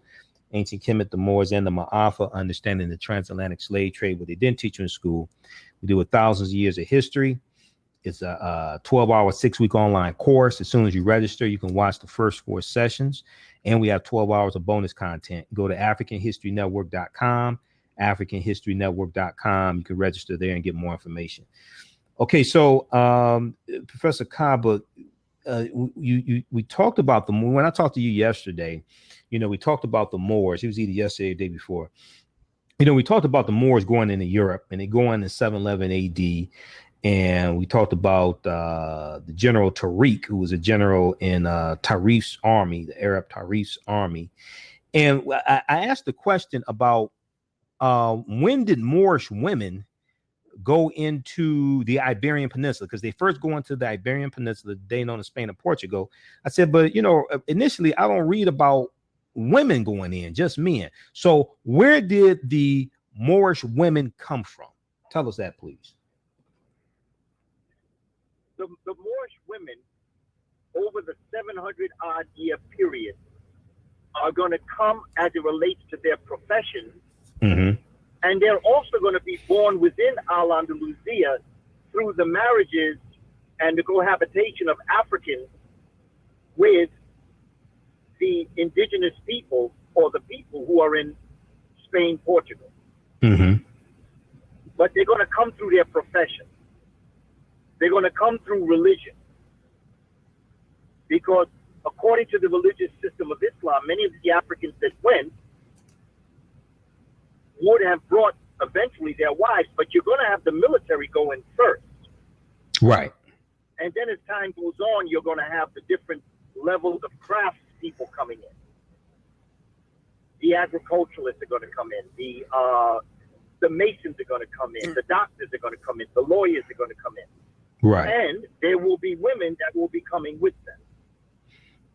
Okay, so first the warriors are going to go in. Yeah. Settle the land is the military. So the warriors go in first, and they're fighting the Vandals and the Visigoths, and they're going to defeat them. And then, from my understanding, they're going to settle in the southern portion there of the Iberian Peninsula that they call Al-Andalus. Is that correct? Yes, but they're going to push into Europe. But by the time they get across the Pyrenees, and they're going to come upon a warrior, Charles Martel, grandfather of Charlemagne. Right. And he's quite a warrior. He's going to push them back. But they don't mind going back because the weather for what they want to do, the weather is more agreeable when you look at Spain diagonally from the Ebro River in the east, the Guadarrama Mountain in the north, that literally cut on a diagonal the peninsula of Spain and Portugal, and then the southern coast of Spain and Portugal. So Al-Andalusia is going to be like a diagonal country. Okay. And north of the Guadarrama Mountain, you're going to have very unagreeable weather that's not going to agree with people who are coming from Africa. Right.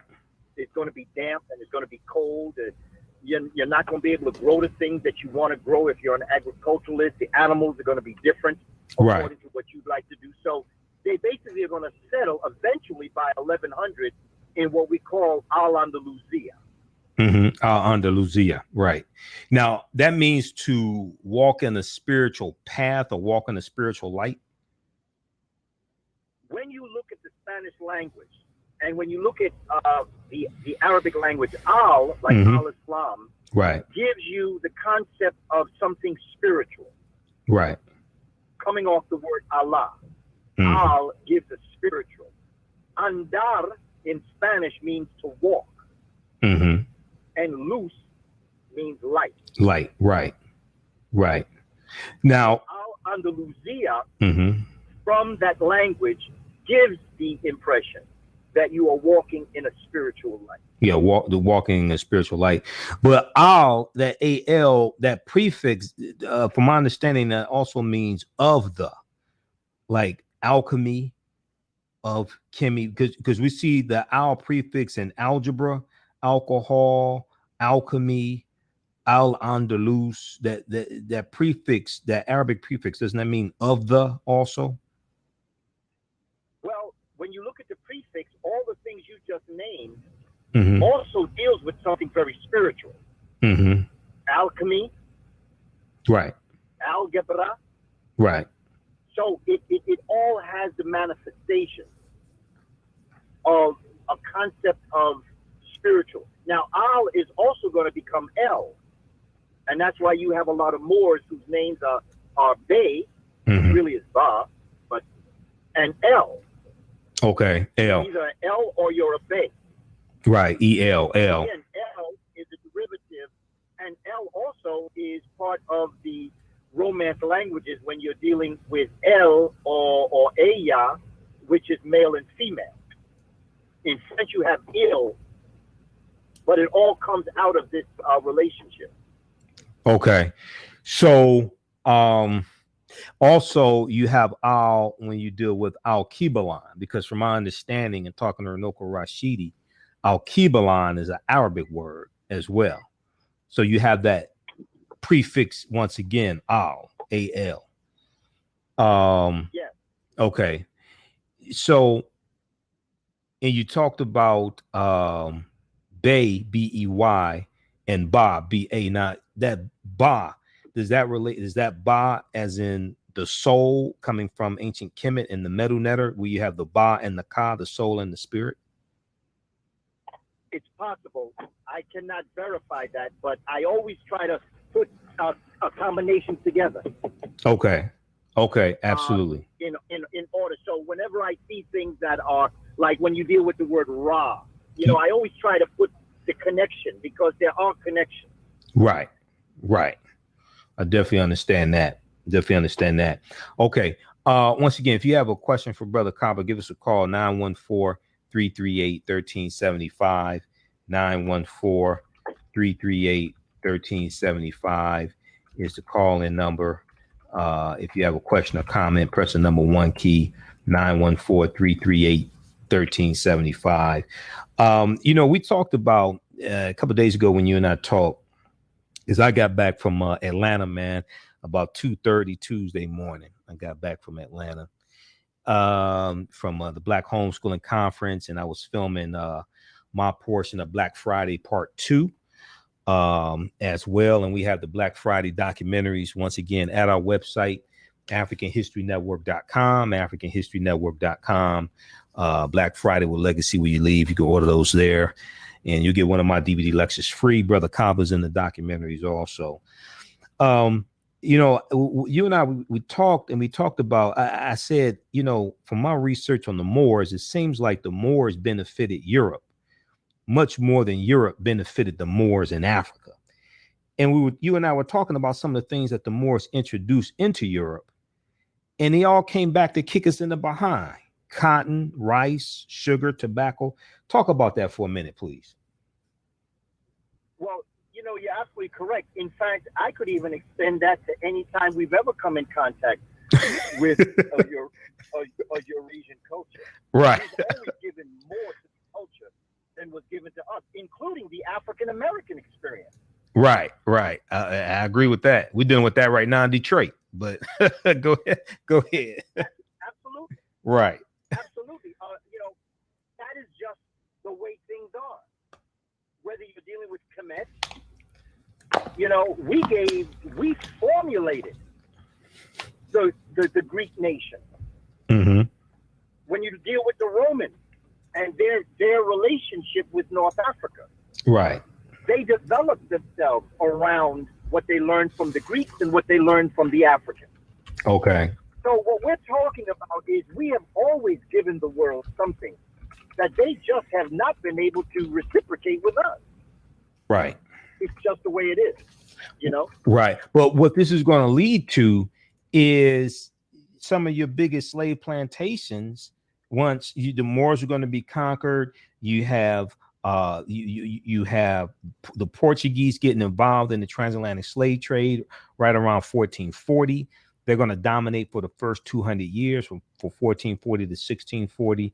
You look at the transatlantic slave trade existing from 1440 to 1888, when it's finally abolished in Brazil. But you look at the largest slave plantations, you're going to see cotton plantations, rice plantations, sugar plantations, and tobacco. And these were all things that the Moors introduced into Europe. Is that correct? That is absolutely correct. Now, I remember you talking about how, because when we studied Columbus in August 3rd, 1492, setting sail on the Nina, the Pinta, and the Santa Maria. And I remember you talking some years ago, and you talked about how one of the things that Columbus was also looking for, in addition to spices and gold and silver, things like this, he was looking for another source of sugar. Okay. Talk about that for a minute, and why was another source of sugar so important for Columbus to find? Well, sugar, in fact, you can even go back to Marco Polo and his impact and his relationship with Africans. You can look at Africans going into Europe, and then the same routes that Africans came into and bringing silk and things from Asia and products from Africa into Europe is going to be something that Europe never experienced. Right. So what's going to happen is that they are going to get hooked on sugar. The Europeans. Yeah, the Europeans get hooked on sugar, and sugar is a drug also. Okay. And it was very expensive. And so they were looking to be able to capitalize on the products that were brought into Europe. And so when there's a Martin Fraginales did a phenomenal piece on the Cuban sugar plantation, where he talked about sugar and the impact that sugar had on Europe. Okay. And the other types of herbs and spices and things that were brought into Europe by Africans that Europeans had never experienced before. And again, you go back to climate. You know, you can't grow sugar in a climate like what is in Europe. Right. Exactly. Exactly. And so, you know, these different, the fruits, the vegetables, strawberries, the oranges, the olives, all of this was brought into Europe by Africans. Mm-hmm. Exactly. Exactly. And so eventually they're going to capitalize on it. And the sugar that was put into the early days of the liquors that were drunk, the beers and wines and the things like that. Because in Africa, you know, everybody said, well, Africans had beer and wine. They did, but they used the fermentation of the fruits. Right. What we have in alcohol today in beer and wine is the addition of alcohol, which is another form of fermentation, but it's not the best fermentation for the human body. Okay. So you have the fermentation of grapes. Right. Anything that turns brown, ferment. Mm-hmm. Watermelon, apples, you know, you can ferment it, and in drinking it after its fermentation process, and then you have the hops and the grains that become beer. And so you have this system existing, right, where Europeans are going to want to capitalize. And once they are able to defeat the Moors in 1492, Boabdil, once they defeat them, then they're able to return back. And one of the things that they knew was to come to America. Okay. Christopher Columbus himself, you know, was aware of West African voyages to the Americas. We find him on the coast of West Africa, the Cape Verde Islands. Because remember, he's the Portuguese at this time. He's not with the Spaniards. Well, in 1486, 82, because he's selling around the west coast of Africa, picking up Africans as slaves, 1482. Well, not just that, but he's with Africans that are doing this. Okay, right. Now explain that. You say he's with Africa in 1482. He's with the Portuguese. He's not with the Spanish crown yet. Okay. Now he was born in Genoa, Italy. Okay, Columbus was born in Genoa. Well, that's what they say. Yeah, he was born in Genoa, Italy. At this point, he's with the Portuguese, and Spain and Portugal are right next to each other. Okay. And you said he's with Africans picking up slaves around the west coast of Africa. Explain that, and who were these Africans he was with? Well, not just Africans. Mm-hmm. He's not just picking up Africans. He's picking up trade. He's trading with West Africa. Okay. And in this trade, he's hearing. See, there are two types of Africans that are going to come out of 1492. There are Africans that are indigenous to Africa and brought to America. And there are Africans indigenous to Spain and Portugal that are brought to America. Okay, now when you say brought to America, you're talking about these are enslaved. They're going to be enslaved African people brought to America. That have been captured in Spain. Okay. Okay, like Estevanico is one of the is an African. He is not an African from Africa. He's an African from Spain. Right. Okay. And I remember for 700 years these Africans have been in Spain. Right. Right. You know, it's like looking at an African here from America and an African from the continent. Right. Okay. We have lineage that goes back to Africa. Mm-hmm. So we basically, for generations, for centuries, have lived in America. Right. Exactly. Exactly. Now, the third type of African that's in America is the African that has been in here from the very beginning of the peopling of America. Okay. Okay. And that would be like the Khoisan. David Imhotep. Those would be the Khoisan and the descendants of the Khoisan, the Ainu, the Twa, etc. That's what you're referring to. The Paleo-American. The Paleo-American that he talks about, right? And that includes the Khoisan. That includes the Khoisan, who have the oldest DNA on the planet. Okay, I want that, and also the Mbuti people, the Twa people, who derogatorily are called pygmies. Right, exactly. That come from Southern Africa, as well. Okay, because see, the other thing, Brother Imhotep, that we have to understand is that some of us in America, many of us in America, have African blood. That the origin of that African blood was here before the people we call indigenous people were here. Now, when you say, okay, hold on, go ahead, finish that thought. Go ahead. I'm saying, and if you want to see what they look like, just go to David Imhotep's book. The first Africans were Americans. Look at the front cover, and you'll see what those Africans look like.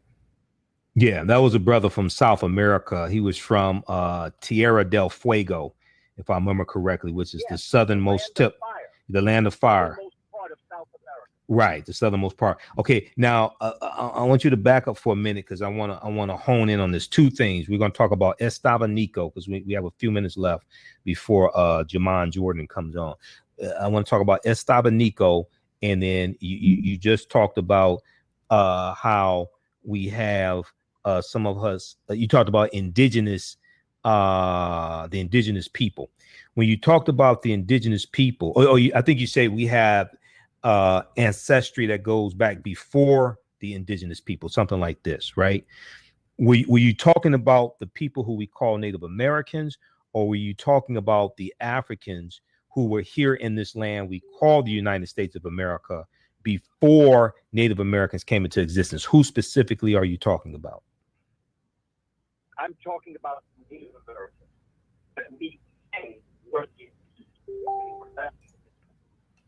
Okay, hold on. You breaking? Migrate. You okay? You're breaking up. You're breaking up a little bit. Go ahead and repeat that statement again. I'm talking about Native Americans. I'm talking about people like the Cherokee, the Arapaho, the Apache. Okay. The Zuni. They came later. Right. They are not the original Americans. The original Americans date back. It's hard to say because when I talked to Dr. Imhotep today, he told me that they have found people 130,000 years old in America. Well, yeah, that I talked to him about that. I actually sent him some information on that.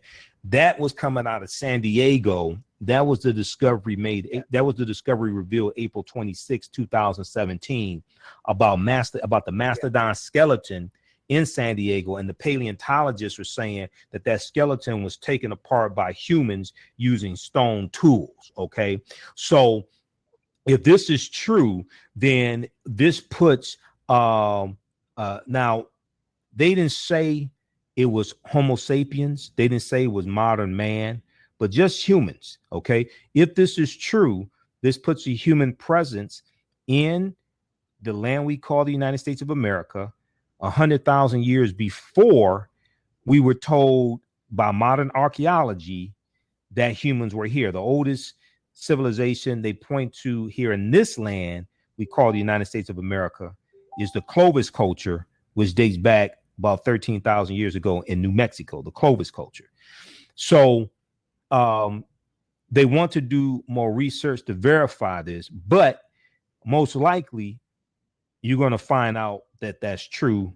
And we know that in Morocco in early June, they found skeletons of Homo sapiens, modern man, Homo sapiens, that date back between 300,000 to 350,000 years ago, which is over 100,000 years before the oldest human fossils they had of modern man, which were in Ethiopia, that dated back 195,000 years ago. Okay, so these archaeological discoveries are coming out each month, man. These archaeological discoveries are coming out each month, brother. But okay, so go ahead. To add to what you're saying, is that the Laetoli footsteps that were found in the area, they have now been able to develop machines that can measure the footprint. And what they're finding out is that the Laetoli footprints are footprints of an erect human being. So if those footprints are dated and they are given characteristics of an Australopithecine or Australopithecine, it means that you're going to push everybody back millions of years, because it's obvious that man and woman was walking erect at the time that we think they were Australopithecines. Okay. So even science is showing that when you're dealing with Homo habilis and Homo erectus and Homo sapiens and then Homo sapiens sapiens, you're going to have to push the entire human family back millions of years. Right. Which I believe will eventually be done. Right. Yeah. The deeper they dig, the blacker the planet gets, the more research they do, the older we get. The deeper they dig, the blacker the planet gets, the more research they do, the older we get. Absolutely. Okay. Go ahead. Then the civilization that's going to come out of that is going to be older than what they're saying today. Absolutely. Okay. Laetoli footprints. How do you spell Laetoli? Laetoli.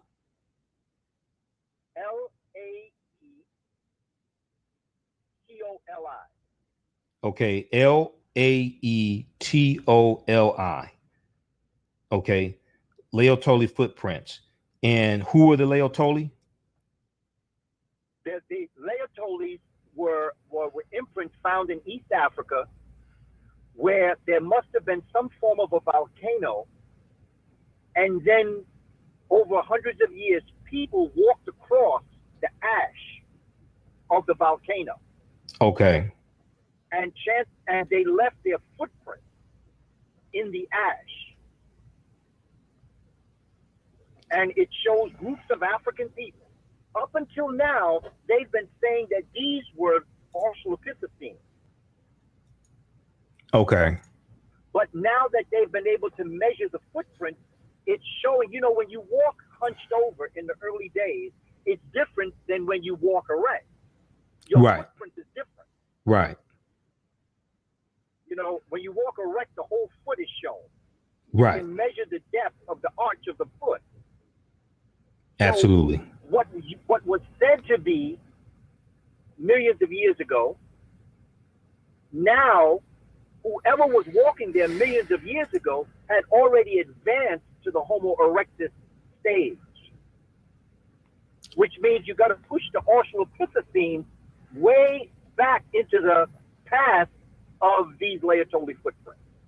So not only are they dating humans older, they're also finding that the classification of the human family is also proving that humans were more advanced at a much earlier stage. Okay. Very quickly, I want to get clarification on two things here before our next guest comes on. If you're just tuning in, you listen to the African History Network show right here on Blog Talk Radio or Blog Talk Radio channel, blogtalkradio.com/the African History Network show. Also, we're broadcasting on our Facebook fan page, The African History Network, The African History Network. Okay, you talked about Estava Nico, and you talked about something that's very important. I want to get clarification on this. You talked about how Africans were being taken out of Europe, out of Spain, enslaved and taken to the Americas. And you talked about Columbus in 1482 involved in the slave trade, working with African people. Talk about that, because that's extremely, extremely important. Well, Africans didn't have slaves. Oh, correct. They had a cultural they had a cultural servitude system. Yes. Yeah. Exactly. They had a servitude system where the person was always considered a human being. Right. The children born from that person were free. Right. It wasn't about not being free. You were always free. You were always human. It was just you were in servitude. In Europe, they had the feudal system, which was a disorganized form of slavery. Right. What Moors brought into Europe, although a lot of us don't want to admit this, what Africans brought into Europe was an organized system of servitude. Mm-hmm. Europeans took that organized system of servitude, superimposed it over their disorganized serf system, Mm-hmm. and that is what became institutional slavery. Right. It's a very interesting book by Kenneth Stamp. It's called That Peculiar Institution. Right. It's a book that needs to be read, along with Philip Higginbotham's book on A Matter of Color. It's important that we understand this. Africans didn't have slaves. Correct. Africans had servants. Mm-hmm. So, and slaves come from the word Slav anyway. But Africans were in the trade of human beings. They were into human trade, whether we want to admit it or not. It's just a reality. And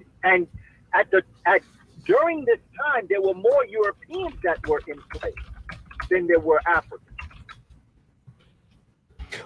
Say that That's again. another thing to look at. Go ahead. More Europeans who were in servitude to Europeans through the feudal system Mm-hmm. than Africans, because a lot of Africans thought that Europeans were very barbaric to do that to their own people. You said Even Africans had a code of conduct. you said a lot of Africans thought Europeans were very barbaric to do that to their own people. Yeah, and to other people in general. The feudal system. Right. Study the feudal system. Right. From the lord and the serf. Just look at what they call themselves. They call themselves a lord. Right. And a serf. Yeah. Yeah. That was from the 9th century to the 14th century AD. The feudalistic system. Yeah. But that's when it was even, although it was disorganized, it was still at a better state than prior to that. Right. Right. So that Africans are going to be in trade.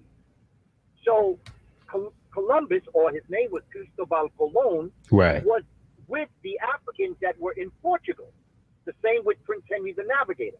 They were with Africans going to Africa. So that's how Columbus knew that there was land called America. Mm-hmm. Yeah, because Even he said, yeah. Go ahead.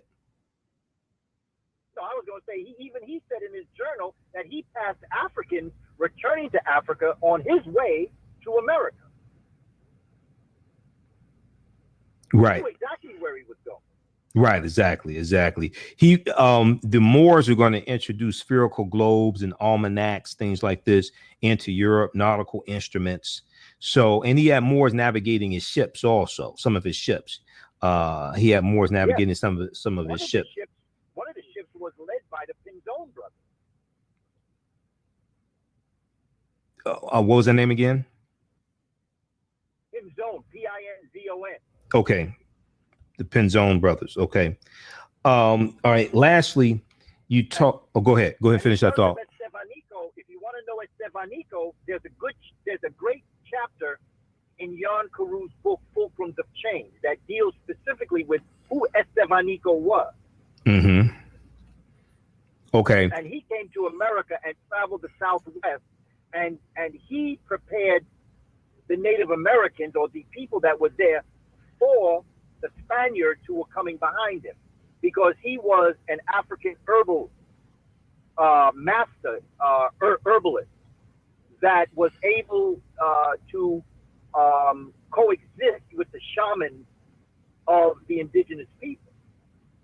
Right. So he was like a trader, to tell you the truth. Okay. When you say trader, Trader or Taitor? No, he was a Traitor. He was a trader because he Mm-hmm. opened the way for Spain to come, and eventually the indigenous people killed him. Okay. Right. Now, when you say the indigenous people, you're talking about the people we call Native Americans? Which indigenous? Yeah. Okay. All right. Now, the griot.com has an article. The griot.com, people can check this out. It's called Black Explorers We Should Celebrate Instead of Columbus, Black explorers we should celebrate instead of Columbus. This is from October 12th, 2015. And those watching on our Facebook fan page, the African History Network, will post a link here on the thread. Estabaniko is one that is mentioned. And for Estabaniko, they also mentioned Juan Garrido, who was born in Africa. He was from West Africa, and he came with Ponce de Leon to Florida in 1513. That was Juan Garrido. But they talk about Estabaniko, also called Esteban. And it says, by most accounts, Esteban or Estabaniko was sold into slavery around 1513 in the Portuguese-controlled Asmor.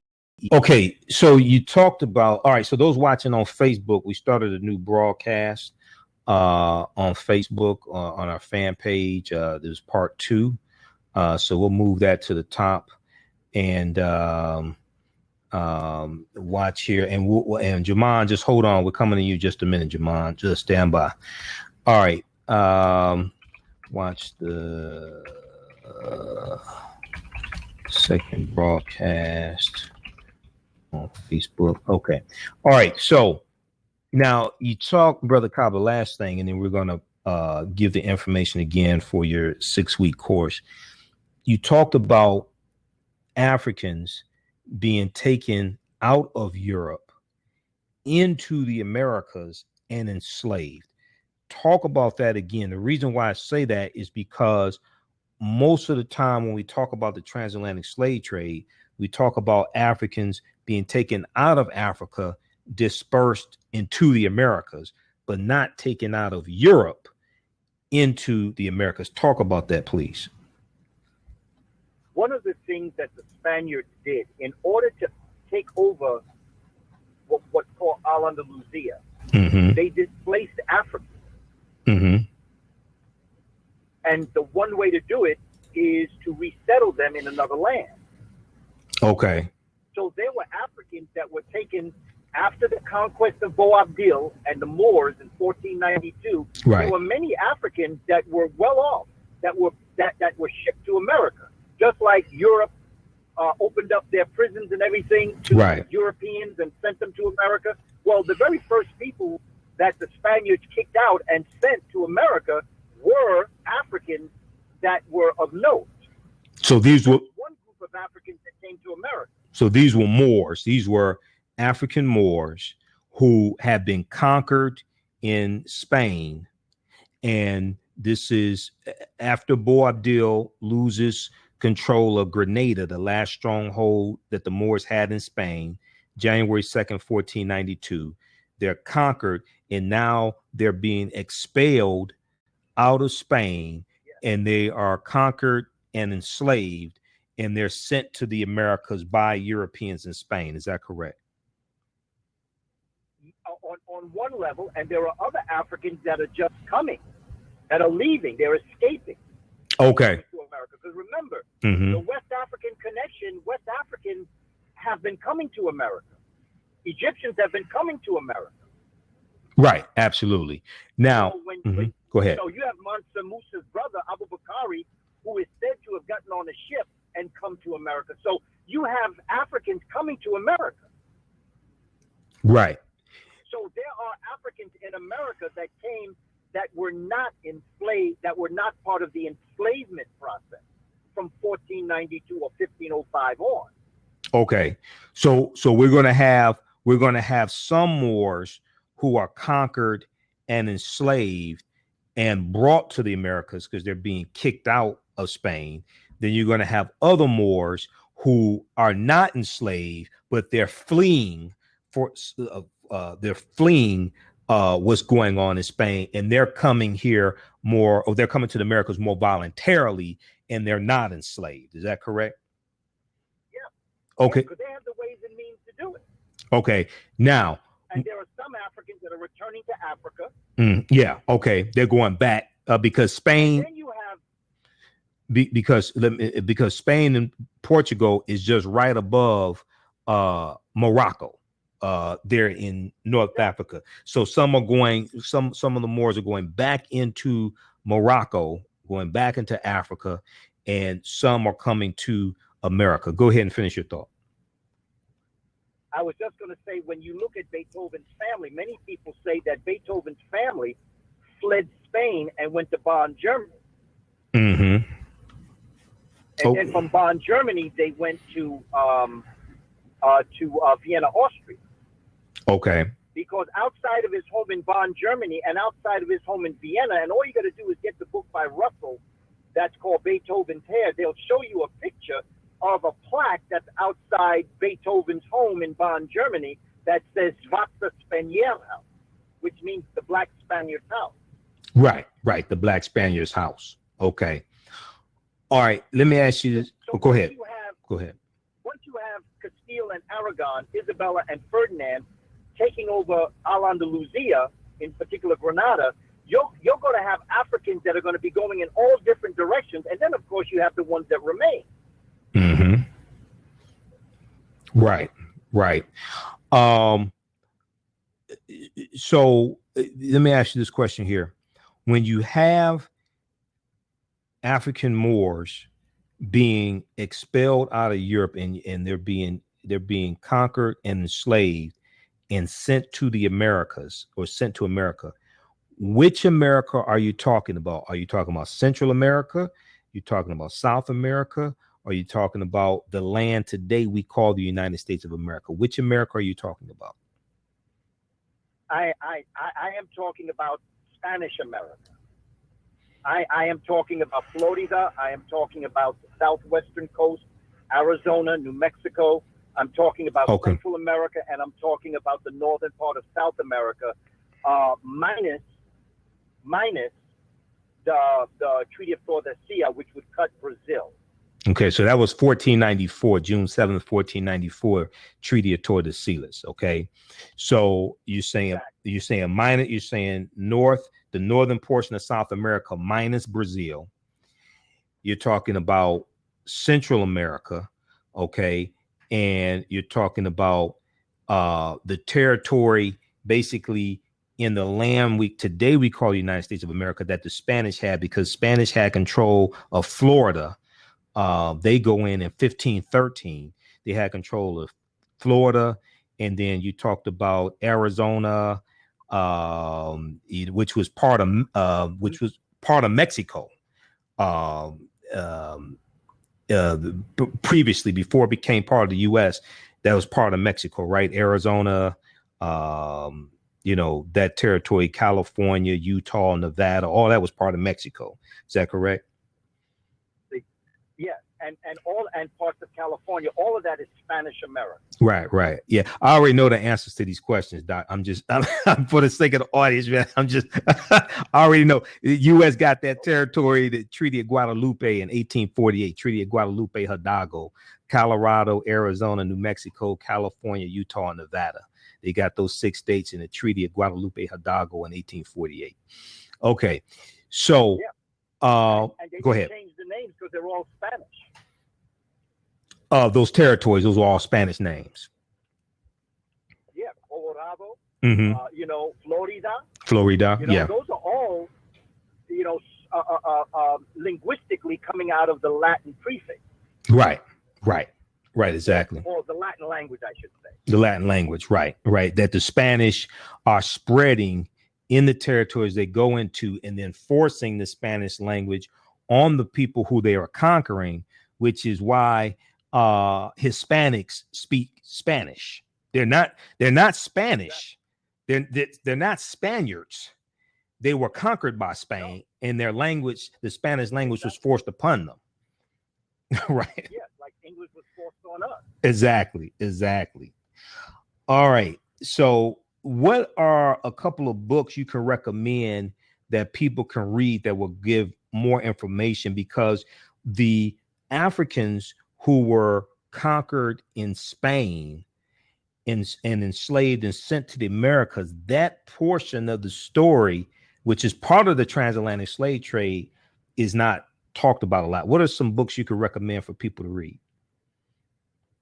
Let me recommend people reach out to my website where I have my free e-course. Okay. At KabaKamene.com. Okay. KabaKamene.com. That has a study guide in it, and it also has my free e-course on my next book, Spirituality Before Religion. Spirituality Before Religion. Okay. Go ahead. I'm sorry. And that can start the dialogue. That will have lists of books that they can read, particularly when it gets to the Ancient American section of my study guide. Okay. All right. So that's Kaba, Kaba Kamene, Kamene, KabaKamene.com. And you can go there and you have books there. But one of the books you recommend is The Peculiar Institution by Kenneth Stamp. Is that correct? Yes. Okay. Yes. STAMPP. That Peculiar Institution, which tells you about the difference between what we call European enslavement and African servitude. Absolutely. Okay. And I also recommended Fulcrums of Change by Jan Carew. Okay. JANCAREW. Fulcrums, FULCRUMS, of Change. Okay. And in that book, Fulcrums of Change by Jan Carew, he talks about African Moors being conquered and enslaved in Spain and Europe and then brought to the Americas. He talks about that in that book, right? And there's an essay on Estevanico, and there's also an interesting part of the book, like I think it's 109 to 115, where he talks about the origin of the word America came from the Mestites. Yeah. Amerisques. Yeah, Los Amerisques. Yeah. Yeah, but you know what's interesting, brother? Mm-hmm. There was a sister in California that saw my presentation where I talked about the Mosquito Coast. Mm-hmm. And the Mosquito Coast is not about mosquitoes. It's Mesquito. Okay. It's about the Mesquito original people there who were African. And she sent me a book on her people. Okay. And it's very interesting, the story of her people in Nicaragua and the indigenous people known as Amerisques, where Alberigo Vespucci went to Christopher Columbus, came upon these people, and their name is a Mayan word that means gold, the breath of the creator, and he renamed himself from Alberigo to Amerigo Vespucci. Right, exactly. His born name wasn't Amerigo. This is another piece that Jan Carew's book, Fulcrums of Change, does. It goes through how America really is a Native American name. Yeah, absolutely. It's not just a Native American name, it's an African name, because these were a group of Black African people in what today is called Nicaragua. And it's pages like 95 through about 110 of Fulcrums of Change by Jan Carew, because I talk about that in some of my presentations, and I have a slide in there, and then I direct people to the interview that I did with you February 3rd, 2016, when we talked about the origins of the name America. So that show is archived. People can go and listen to that at AfricanHistoryNetwork.com, AfricanHistoryNetwork.com. On the homepage of the website, just click on listen to podcasts of Michael Imhotep. And that was February 3rd, 2016, that I had Professor Kaba Kamene on, and we broke that down. Also, you may want to read Golden Age of the Moor, edited by Dr. Ivor Van Sertima. Golden Age of the Moor, edited by Dr. Ivor Van Sertima, because Jan Carew has an essay in that book. So does Dr. Jose Pimenta Bay, Runoko Rashidi, Dr. John G. Jackson, Dr. Wayne Chandler, a number of our scholars. Golden Age of the Moor. Yeah. Go ahead. Yeah, and Edward Scobie has a very interesting essay in that, in terms of the Africans in what we today call Portugal. Mm-hmm. Because so many times we talk about Spain, but we don't talk about the influence Africans had in Portugal.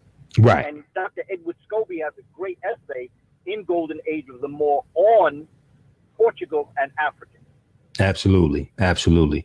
All right. Well, look, everybody, Professor Kaba, those in the Newark, those in the New Jersey area. Okay. Newark, New Jersey, on Saturdays, one Saturday a month. The next class is August 19th. Professor Kaba is doing his series, A History of West Africa, Ancient to 1492. A History of West Africa, Ancient to 1492. This is taking place August 19th, September 16th, October 21st, November 18th, and December 16th, 2017, 3 p.m. Is it 3 p.m. to 5 p.m. or what? 3 to 6. 3 p.m. to 6 p.m. It meets on Saturdays, one Saturday a month at African Spectrum Dance Studio. African Spectrum Dance Studio, located at 30 Central Avenue, Newark, New Jersey. 30 Central Avenue, Newark, New Jersey, corner of Halsey Street, above Central Restaurant. Okay. Tuition is $120 for the entire 6 classes, or $25 per class. That's a steal to be taught by this brother. I'm just telling you. Okay. And then for more information and for vending information, also, if you want to be a vendor, contact Ayana or Greg at area code 973-388-4900. 973-388-4900.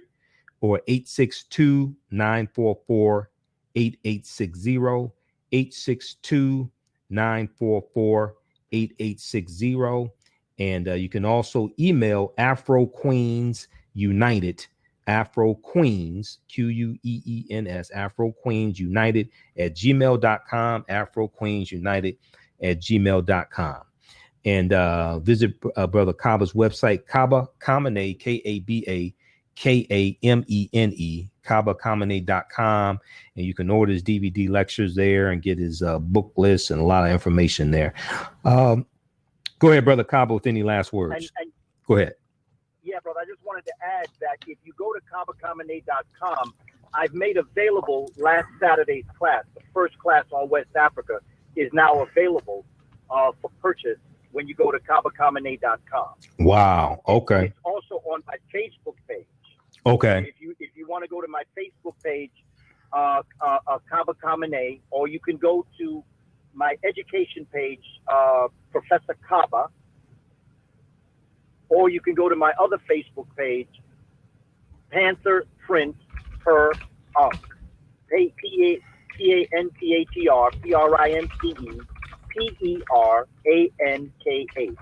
and you'll see the URL for the particular DVD on West Africa, which is the origin of humanity in Africa and its movement to West Africa. Okay. Excellent. Excellent. Well, look, Professor Kaba, we have to have you back on again, and people look out for Elementary Genocide Part 3, which comes out August 22nd, 2017. Professor Kaba Kamene is in that documentary from director Raheem Shabazz. I'm in there also, as well as Professor James Small and Scheherazade Ali and some other people also. All right, brother. Well, look, man, it's always good talking to you, and we're going to have you back on very soon as well. Probably maybe next month. Probably next month we'll have you back on right before the class, right before the August 19th class. We'll have you back on. All right. Okay, brother. Sounds good to me, brother. Thank you so much, brother Imhotep, for this opportunity, and I thank the family for tuning in. And just keep on keeping on, because it ain't over till we win. Absolutely, man. Okay, Hotep to you and the family, okay? Hotep to you and yours, my brother. All right. Okay, man. Peace. Take care. Peace. All right. You too, brother, man. All right. Okay, so that was Professor Kaba Kamene.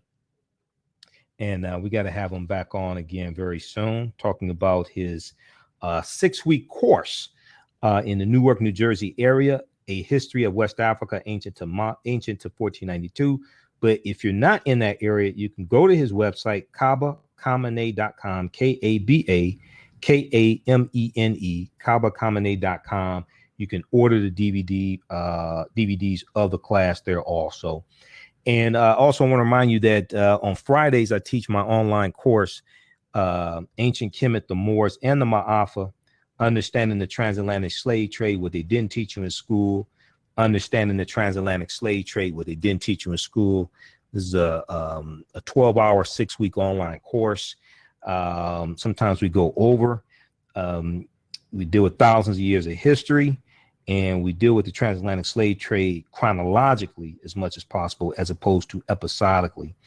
It's only the online course. This is a online course. We do it live Friday, 7 p.m. to 9 p.m.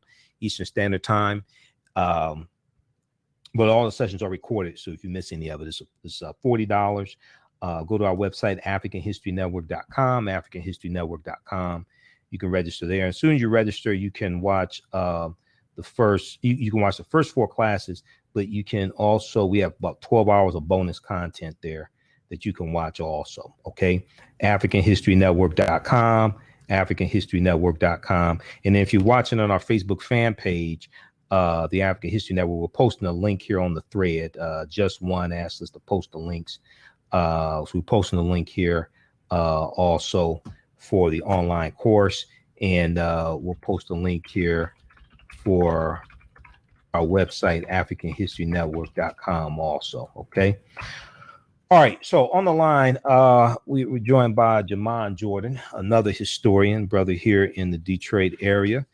And he is the president of the Detroit chapter of ASALH, Association for the Study of African American Life and History, which was the organization that Dr. Carter G. Woodson was a co-founder of.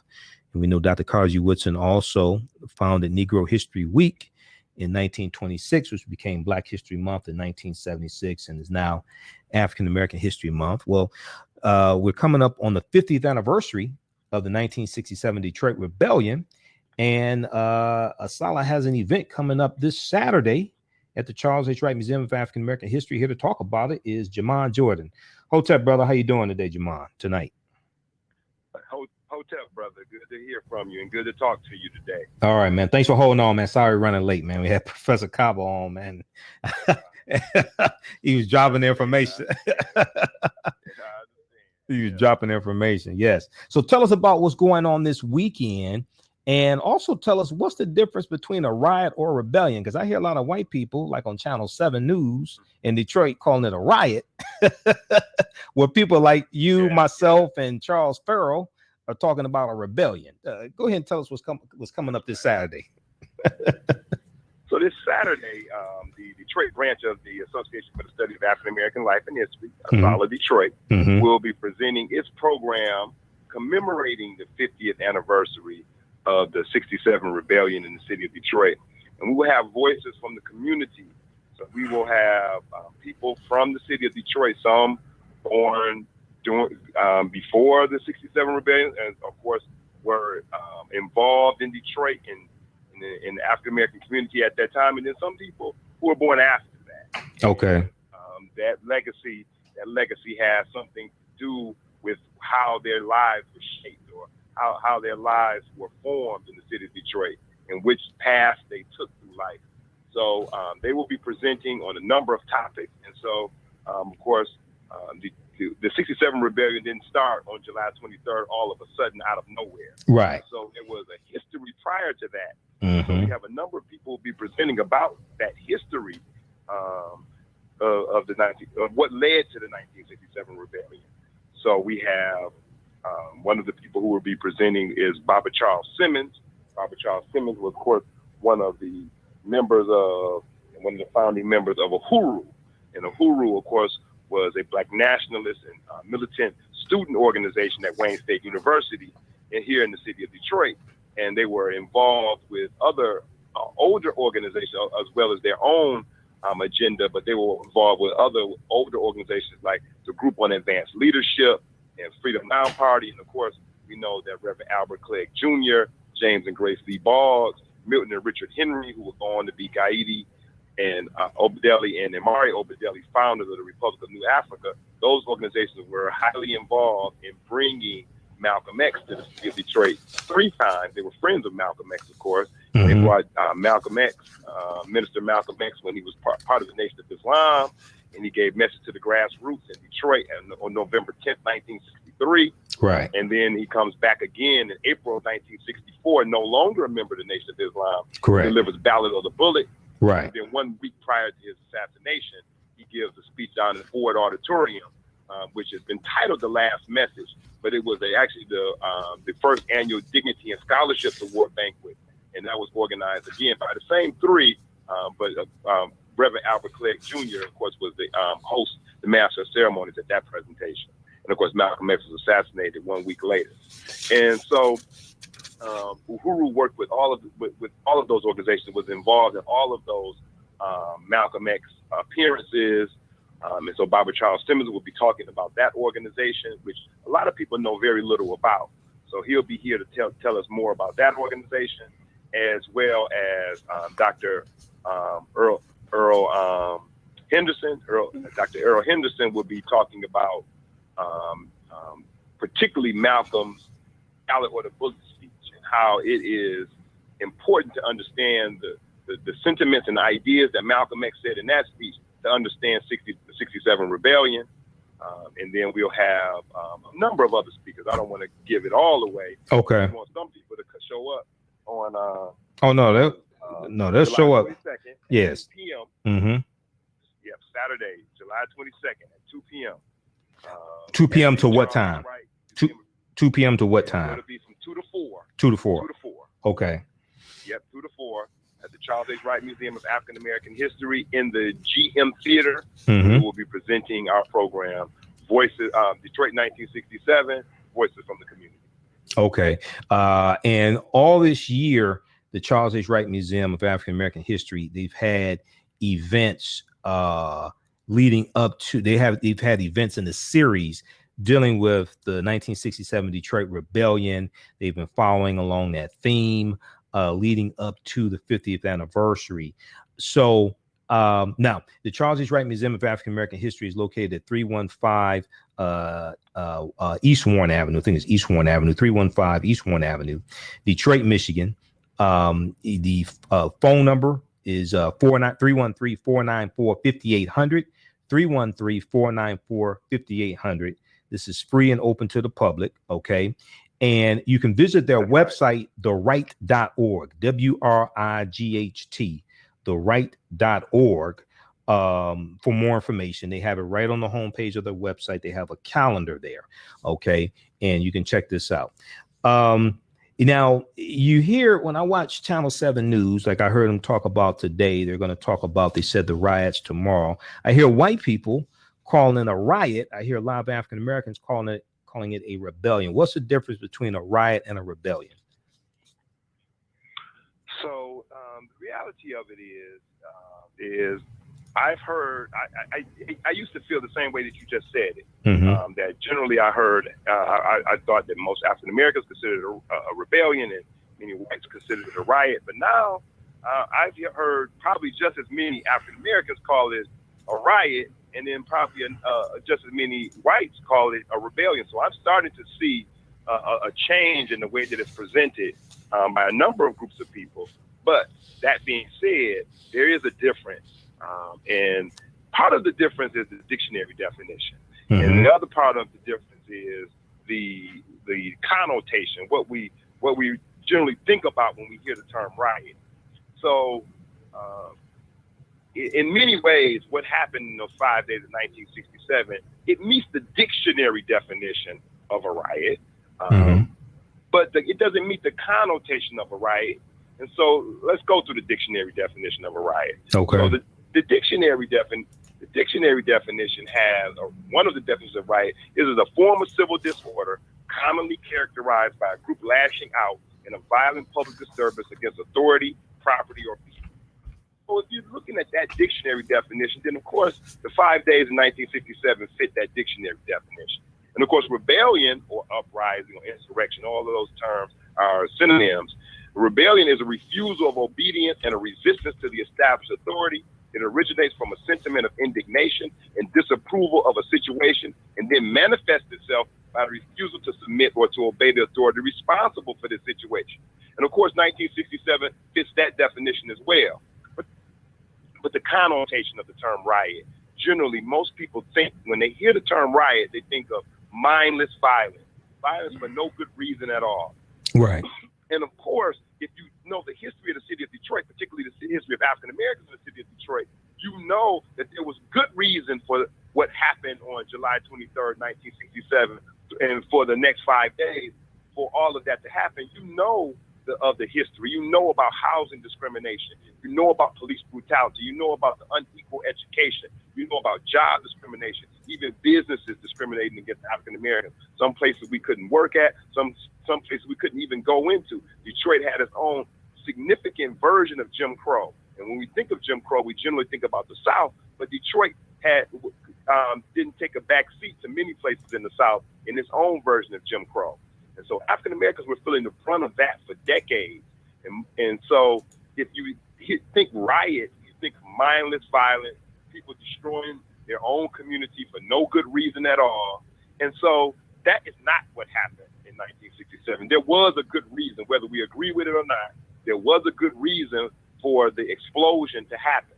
Now, the other thing is, when we talk about the term riot, we ought to always be thinking about what we don't call riots.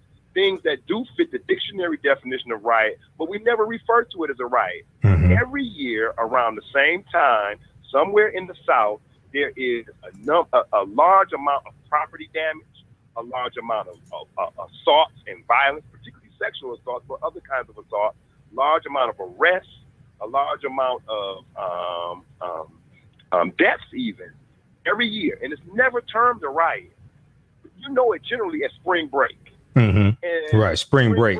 If it was, spring break is millions of dollars worth of property damage every year, a number of arrests every year, large amounts of violence every year. It's never called a riot. Right. But it meets the dictionary definition of a riot, but it's never called that. And generally, the idea behind why it's not called that is because of the majority of people who are participating in spring break. Right, exactly. Now, when you flip it to what happened in 1967, when African Americans had a majority of people who are participating in legitimate reason to explode. Exactly. When people generally use the term riot for that, anytime African Americans explode. And so I have a problem with the term riot, not in the sense that it doesn't meet the dictionary definition, but in the sense that the connotation is that it was mindless violence. People were destroying their own communities for no good reason at all. Now, there is also another term that I do take complete difference to. I don't accept at all. And that's the term race riot. Okay. Some people refer to 1967 as a race riot. It was not a race riot. Of course, what caused 1967 was racial issues. Right. A race riot is generally, historically, the events in America's history when people have been attacked for their race, and by and large, the way it's been done is whites have attacked African Americans, murdered, in some cases, hundreds of African Americans in what are called race riots. And of course, Elaine, Arkansas. With the sharecroppers. Phillips County, Elaine, Arkansas, that happened. With the sharecroppers there.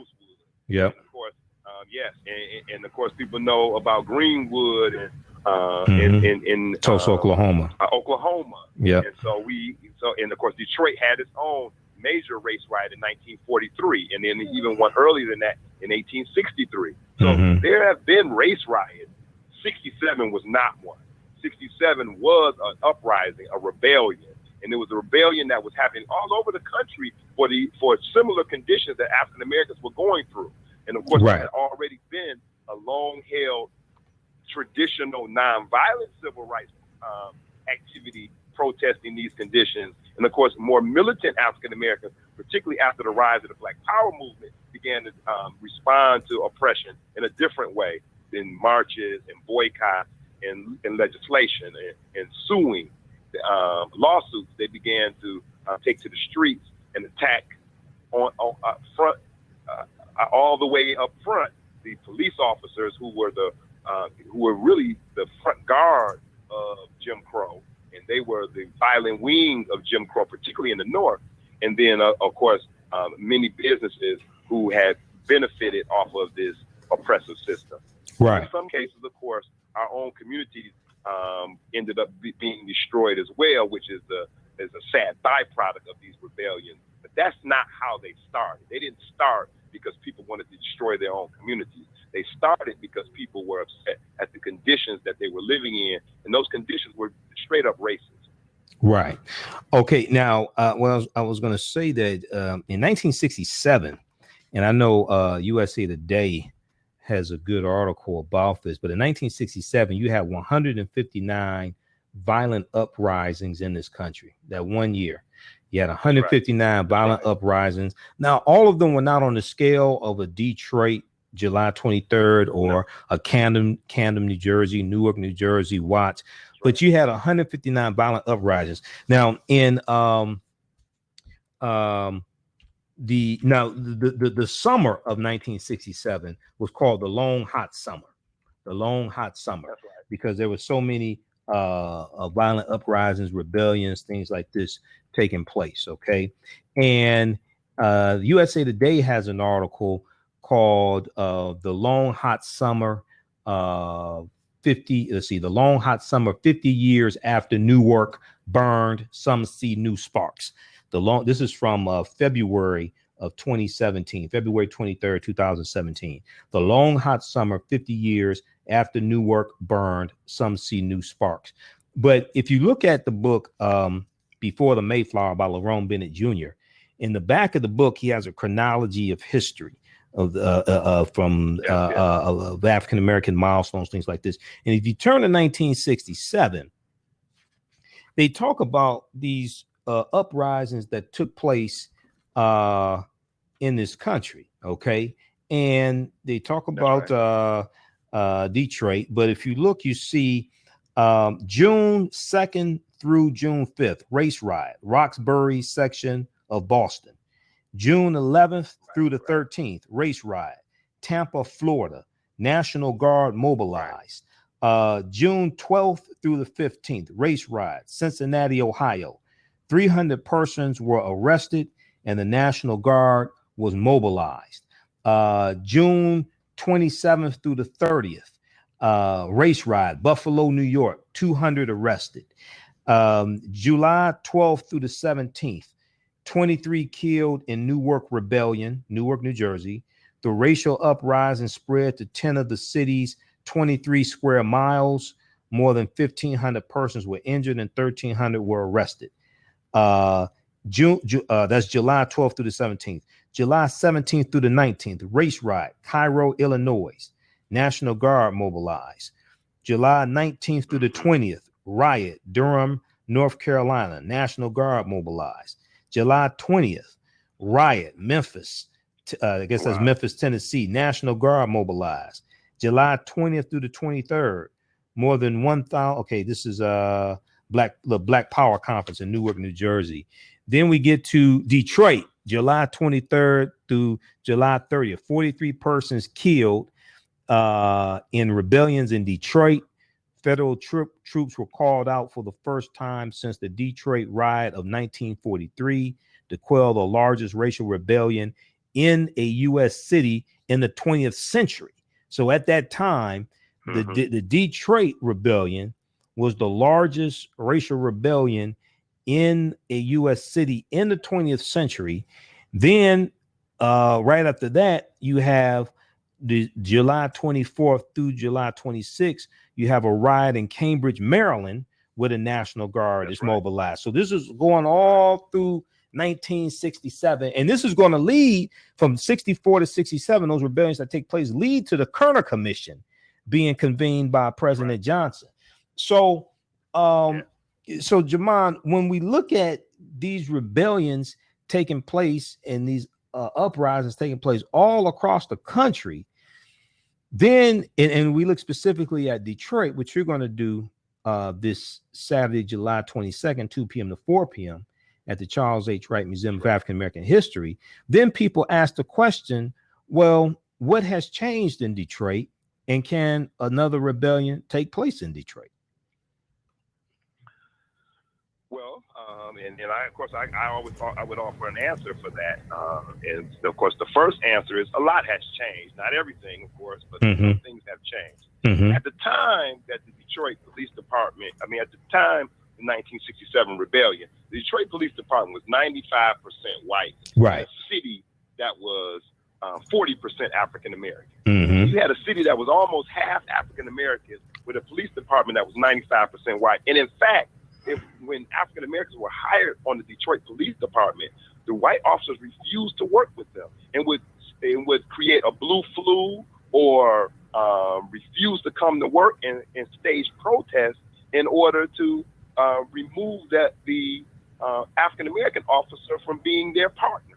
Right. And the Detroit Police Officers Association, the union for the Detroit Police, would defend them if they met any reprisals for their refusal to work with an African American officer. Mm-hmm. There was almost shootouts between African American officers and white officers during the 1967 rebellion.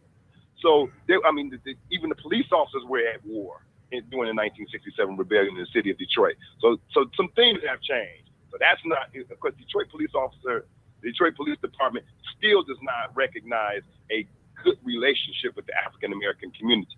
However, the relationship that they had in 1967 with the African American community was much further negative than what exists today.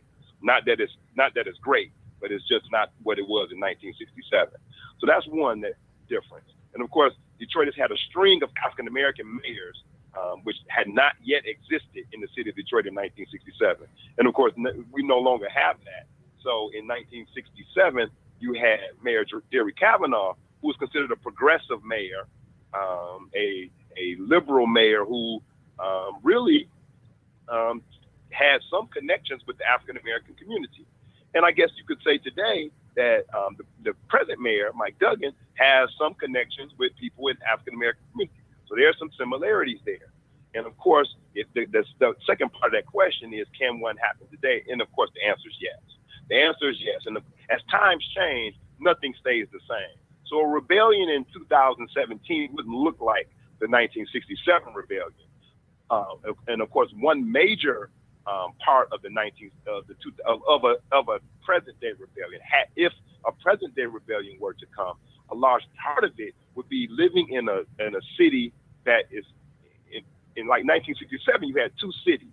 You had what I argue was a white Detroit, mm-hmm. where the police officers protected and served, and they served the white community, and they protected their property, and they had good relationships with the white Detroit neighbors and all of that. And then you had an African American Detroit, a black Detroit, that was harassed by the police, brutalized by the police, arrested for no reason. The Big Four were known for constantly beating African Americans, particularly young African American men who were outside on corners. So you had two Detroits at that time. And today you have two Detroits as well. So you have a downtown and a midtown Detroit, which for the most part has more resources, is treated with a higher regard than most of the neighborhoods of the city of Detroit. So you have a Detroit where you have billionaires owning a big chunk of the resources in the downtown and midtown area of the city of Detroit. You have around the corner from them people whose water is being shut off and whose homes are being taken because of a tax foreclosures. And tax foreclosures are connected in some cases, in many cases, to their water being shut off. And then you have people's children even being taken because their water has been shut off, and the Child Protective Services gets involved because their water was shut off. And so this is two Detroit, this is two separate worlds. Right. And at some point, people who are living in conditions, I mean, there's streets where the whole block, there's no one on the whole block has water. Mm-hmm. So you have that reality. And at the same time you have that reality, you have a $450 million stadium being built with $265 million of taxpayers' money. Right. By a billionaire whose family is the fourth richest in the state of Michigan. And then another billionaire who owns 90 buildings in the city of Detroit, who's the second wealthiest in the city. Mm-hmm. Dan Gilbert, who also owns the Cleveland. Of course, the Illich family are the fourth wealthiest. So, right. Well, with Dan Gilbert, yeah, but I want people to know, because we have people around the country listen to the show. Dan Gilbert also owns the Cleveland Cavaliers. He owns 90 buildings in downtown Detroit and Midtown. That's right.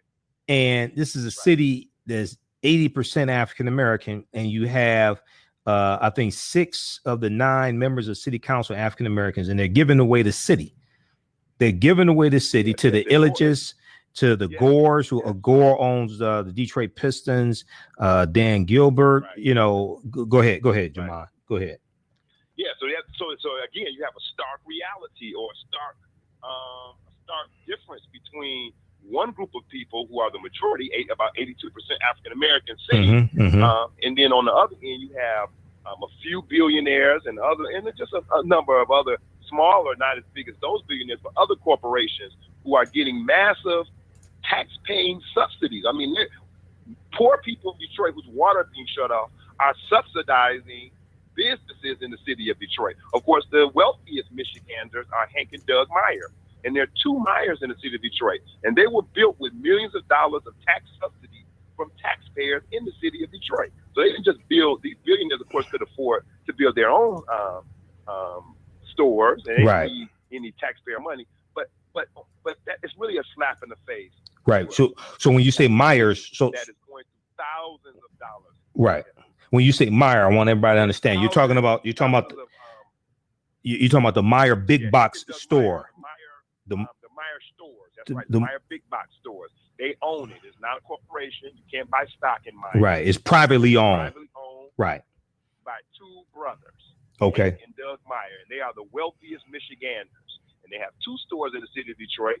And they build stores all over the city, all over the state, and in other states as well. And in most cases, they build those stores with their own money and make a lot of money off of those stores. But in Detroit, the two stores were built largely with taxpayer money, as well as Whole Foods, which is in Midtown. It's also built with $6 million of taxpayers' money. These billionaires don't need taxpayer money to build those businesses and make all that money. Right. But then at the same time, you can't get taxpayer assistance for water. You can't get taxpayer assistance for people's utilities being shut off, their homes being taken in tax foreclosure. Nobody's bailing out working class Detroiters who have been in Detroit, who have, when everybody else was abandoning Detroit, they were here doing what they could to keep this city going. No one's bailing them out, and they're struggling today. And Dan Gilbert is not giving them any money to help them. And the Glitchers aren't saving their lives, and the Meyer brothers aren't saving them, and neither is Whole Foods. In fact, most of the people I'm talking about can't afford to even go into Whole Foods and buy food. So that's a problem. And those kinds of conditions are scoffed at, but that's what they were in 67. They were scoffed at. And those kind of conditions can cause a rebellion. It won't be the same as 67. Largely, it will be maybe race is always going to be a component, but a large part of it is the disparity between this massive amount of wealth that's in our face in downtown and midtown Detroit, and then this massive amount of poverty for the working class Detroiters who are, like I said, are losing their homes, whose water is shut off, who have no utility. This is a problem. So very quickly, we only have a few minutes left. So very quickly, what do the African American Detroiters, because you have two Detroits, and when you look at the Kerner Commission, they came to the conclusion that there are two Americas, one black, one white, separate and unequal. So what do African American Detroiters do to fight back against this maldistribution of wealth, power, and resources into the hands of these billionaires? Yeah, that's right. So when the National Advisory Commission on Civil Disorders, which is the Kerner Commission, finished their report that Lyndon Johnson commissioned them to do. He gathered this group together to study the conditions that African Americans were living in the cities, and why that may be lending the idea of rebellion to African Americans because of those conditions. When they finished their report, he refused to even read the report. So he was so knee deep by that time into Vietnam, he didn't want to be distracted with these issues of African Americans. And of course, we know the calamity of Vietnam. So the same issue exists today. So African Americans really don't have people who are willing to listen to the fact of what we're going through, particularly in the city of Detroit, and not just African Americans, but people who are working class in the city of Detroit live a different life from the lives of the billionaires and the wealthy corporations who are really being given everything that they need 90 to take seconds. over whatever they want in the city of Detroit. So what's going to have to happen is African Americans are going to have to use self-determination. At first, they're going to have to organize. And if they want land, they want to have land. They're going to have to organize collectively to take over land. And my argument, of course, is that downtown and midtown, unless they really want to get in the battle, that fight is kind of over. But there are other parts in the 139 square miles of the city of Detroit that eventually will become important to some of these billionaires and developers that can be taken over now by organized African Americans getting together, pooling their resources. And of course, you always can spread the pain. You always can make sure that these institutions that are benefiting from the hurting conditions of African Americans, they're hurting us, but it's benefiting them, that we can spread that pain to some of them by withdrawing our resources from their businesses, from their sports teams. Also owns Greektown Casino. Yeah. Dan Gilbert owns Greektown Casino. Absolutely. So why are people going to Greektown Casino? The Illich's also own Motor City Casino. Why are people still going to Motor City Casino? So there's ways that we can divest our resources and invest our money away from them, and there are African American institutions that we can invest with, including First Independence Bank, right, which is African American majority owned bank here in the city of Detroit. That kind of comes out of '67. The idea for creating that bank kind of comes out of the flames and the ashes of 1967. So we can think with our dollars, make better choices with our money. Right. Particularly in supporting the African American businesses, and there are still African American businesses downtown. We can support those businesses as well as create new ones in other parts of the town. And there are still parts of 139 square miles of Detroit that African Americans can take over if they want. Okay. All right. So once again, this Saturday, July 22nd, 2017, 2 p.m. to 4 p.m. at the Charles H. Wright Museum of African American History, free event. Come on out. You can hear this brother and others. The 1967 Detroit Rebellion, Voices of the Community, the 1967 Detroit Rebellion, Voices of the Community. I will be there as well. Go to theright.org, WRIGHT, theright.org for more information. You can also call 313-494-5800, which is the Charles H. Wright Museum, 313-494-5800. Lastly, brother, because we got to get out of here, tell people in the Detroit area, when does the Asala meet if they want to come to the meetings? Yes. We would love for you to come to our meetings. We invite you to come to our meetings at the Charles H. Wright Museum on the second Sunday of every month at 3 p.m. So join us at the second Sunday every month. Mm-hmm. Every month at 3 o'clock p.m. Okay.